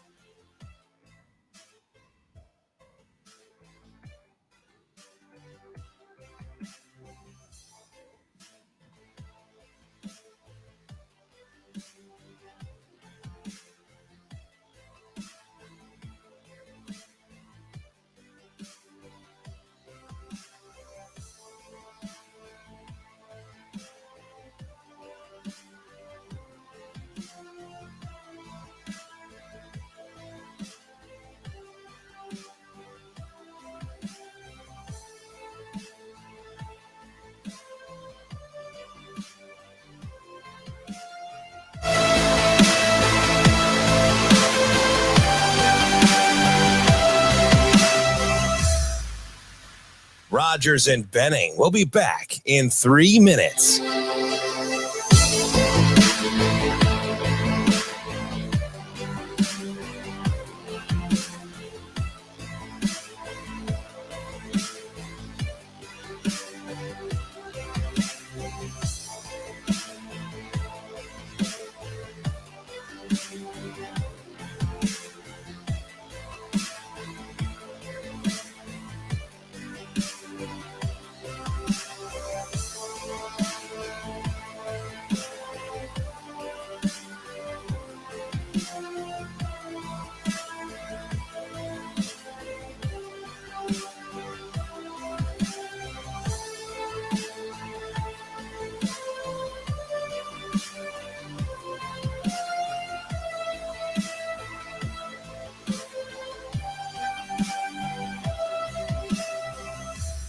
Rogers and Benning will be back in 2 minutes.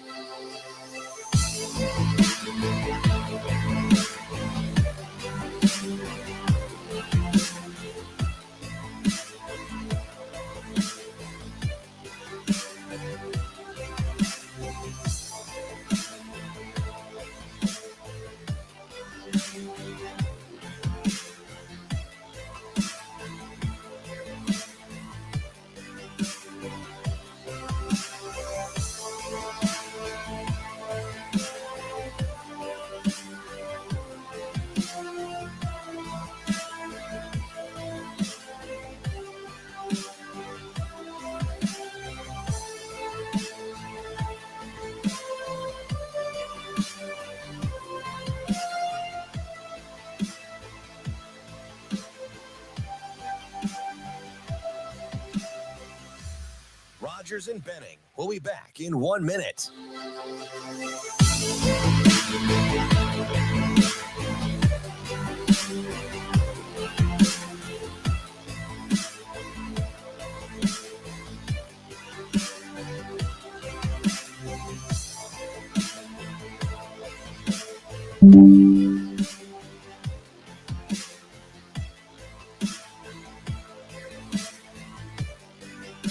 Rogers and Benning will be back in 30 seconds.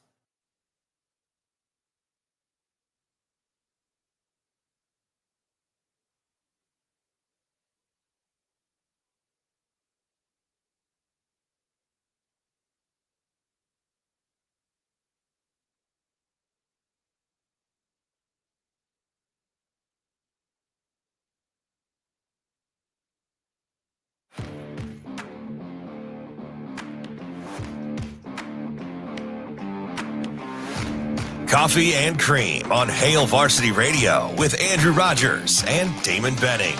Now let's find out what Matt Vrzal is better at, telling stories or making pizza. Matt.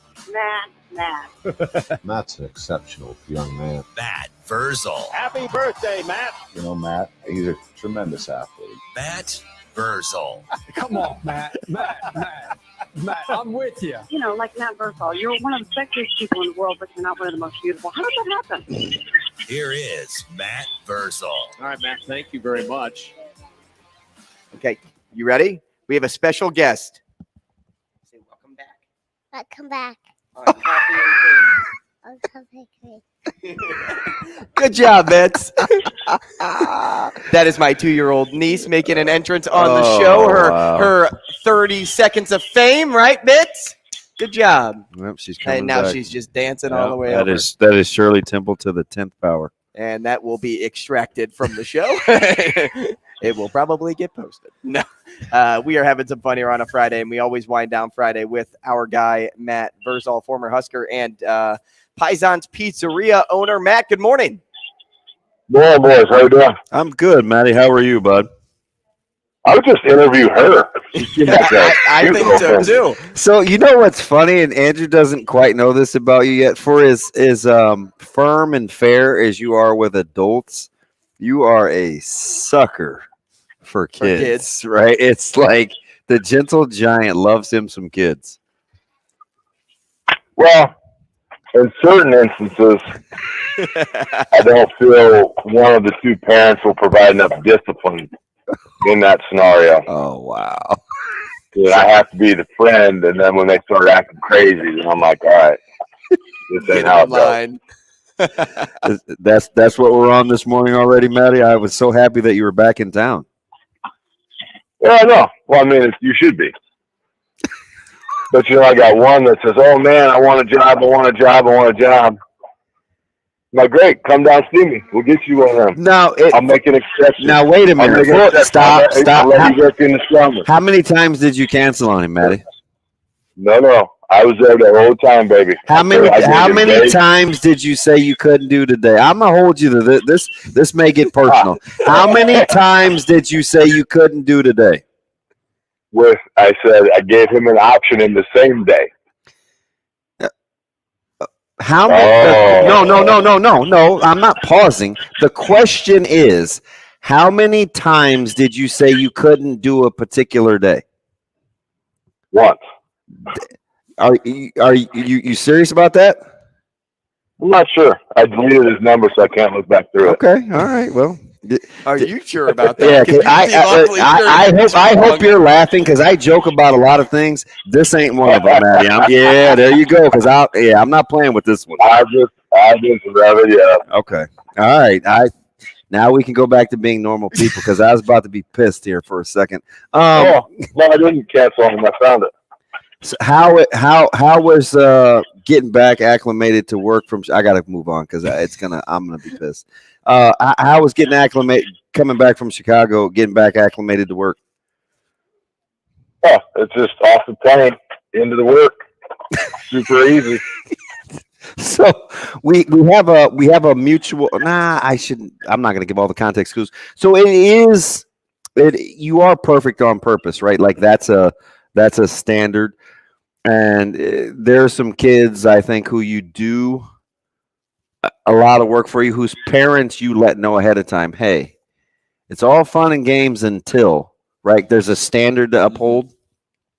Well, when you heard Coach Rule say, hey, as iron sharpens iron and guys got to be accountable and coaches can't be mad about, how they're coached on the field or what I say to them, did you feel like he was talking to the coaches or was he talking to the players? Both. He was talking to everybody. I mean, he don't. So I was there yesterday. I was a practice. Attaboy. Are we ever going to get this feedback stuff fixed out? It's just rattling my eardrum. Well, Sasha is here. I know you're kind of a fan more than you are Shane, so maybe she can help. He's having some feedback. In the rankings, it's Sash, Shane, and everybody else. And then, yeah. Okay. Right. All right. That's fine. Yeah. I'm not offended this but time. No, it was impressive that the expectation of everything was there was no, you weren't getting a free pass and getting off like, oh, you're okay, you're a coach, you're this, you're that. Yeah. It was everything. Like the coaches were disciplined as much too. Wasn't that crazy? No, it's not. That's what I've always been used to. Like that's what, you know, now we at Nebraska never saw it, but when you get older and you talk to your coach and they'll tell you like the behind closed doors meetings were just like knocked down. Oh yeah, we used to hear about Coach Osborne and Coach McBride and stuff like that. Yeah, you're right. Good point. Or even, hey, you know, Milt, you told us your guys could do X, Y, and Z. They can't do that. Mm. You know, that kind of stuff. But this, and he didn't give an F. Like he lit them up in front of recruits. Now there's a certain couple coaching staffs that visit down there that feel very comfortable, like they're out on the field far too much for being high school coaches. Like maybe slow your roll a little bit, move off to the side, and let them work. But no, it was fun. I saw Big Wayne Harris and Killer Keith and Baron Miles, and the big boss came over. I got to see Trev for a little bit, so it was fun to be down there. Hey, so that's the first one you've seen live in a while, right? Since they patted me down with Callahan. Okay. How did you a brick phone that they thought was a recording device? How did you like the crispness in which they moved? Because I think that's actually there's something to that. Oh yeah, it's well-run businesses operate in an organized form. That's a business. You can call it college football and amateurism and all that stuff and blah, blah, blah, blah, blah. It's a business. And those are your employees, and that's how they have to work. And if you hold that expectation of them, that's how it will go. And that's what they will expect, and that's how they will want to live their life. I was really impressed. Like I like how the secondary coach, I believe his name is Cooper. Isn't he he's something else? Nope. He's a very much smaller, much more tanned, passive aggressive version of me. Like weird. You like him. You know what? You're right. There are some weird, eerie mannerisms. Here's the deal. Here's the best deal. So he goes. So they get out the jump, right? They're going. Like we're about to hit. And so they're running drills, and he goes, "Hey, X, no, sorry, we're hitting over there. I know why you're not in there now. I know you stay over there. You stay on the side. We're hitting right now. You stay there." And I was like, "Oh, this is great." I was like, "This is fantastic." What'd you just passive aggressively called out every portion of that kid's manhood. Yep. Verse, what'd you make of the O-line? Like when you were there and you watched how the O-line was going about their business, a smaller group, but Coach Roll likes the size of the group. And then even him after practice saying that Bryce is an NFL guy, because if you would have said that at the back end of last year, I'm sure people would have laughed at you. And, you know, all cards on the table, I probably would have been leading that charge. But he has done some soul searching, because the kid that practiced yesterday, wickedly impressive. Like now he is lean, like he's leaned up a lot, but his feet were really nice. He was, you know, had some attitude to him, like was kind of getting into it with some people. And I just thought I was really impressed with with the different player he has become, probably in more of like a man, like he's matured. Mm-hmm. How about how lean he was? Buddy, you turn sideways, you might miss it. Right? but he'll fight. Like, he's fighting now. Now, I don't know on the top end of like how some of the dudes he's playing. It's like I kind of lost track. They were going so fast of what group is what group, and are we ones, are we twos, are we threes? But he was consistent. Like the consistent thing was his footwork. Like, footwork was always on point. Like, didn't take bad steps.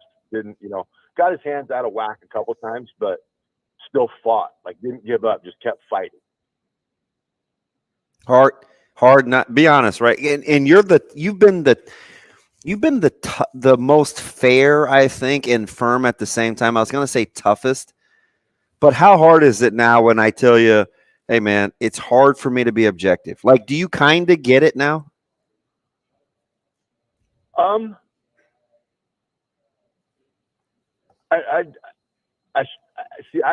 not in it like you are, though. Like, I don't have a son that could potentially be there. So I get it. I see where you're coming from, because listen, you have a lot of factors playing in this. It's your alma mater. It's your kid. You do Nebraska radio coverage. You do shows about the team. Not saying anything about anything, but if your son would make an adult decision, he would choose not to go there. You got a problem on the back end. Like, you got big. Like, if you thought people were getting after Cluster, like, good luck. But hey, thanks, buddy. Put factors into it. But when you watch it, the only way we're going to be able to judge it is when the product hits the field. I got you. Mm-hmm. And when it gets to what they're doing is right. What that results to, though, I don't know. Yeah, that's how. Yeah, I'm with you. That's pretty good, man. Yeah, Verse, nice work there. I may bring you back on Monday. Will you come back on Monday? What's Monday? Is this a different day to do the show? Yeah, that's fine. All right, thanks. All right. Thanks for your permission, buddy. Hey, you just look at that text I sent you, though. Uh-oh. Oh, man. I'll see you at 11:05. See you, Verse. Matt Vrzal, This Pison's Pizzeria owner and former Husker offensive lineman. If you've been hurt by anything in that conversation, maybe call Dire Law, right, DB? Because Dire Law can be the one you can count on. Absolutely. With the helping hand. 393. Oh, I'm so mad at this dude. 7529, call Dire Law. If there's personal injury, which may happen at 11:05, we'll be out at 156th and Center, and we need some witnesses. You stop on out and see the fine folks at Dire Law, trusted professionals. They can take care of you and take care of any workers' comp issues, because it will be on his property. Call the professionals at Dire Law or visit dire.law. We'll see you next week. Thanks for joining us.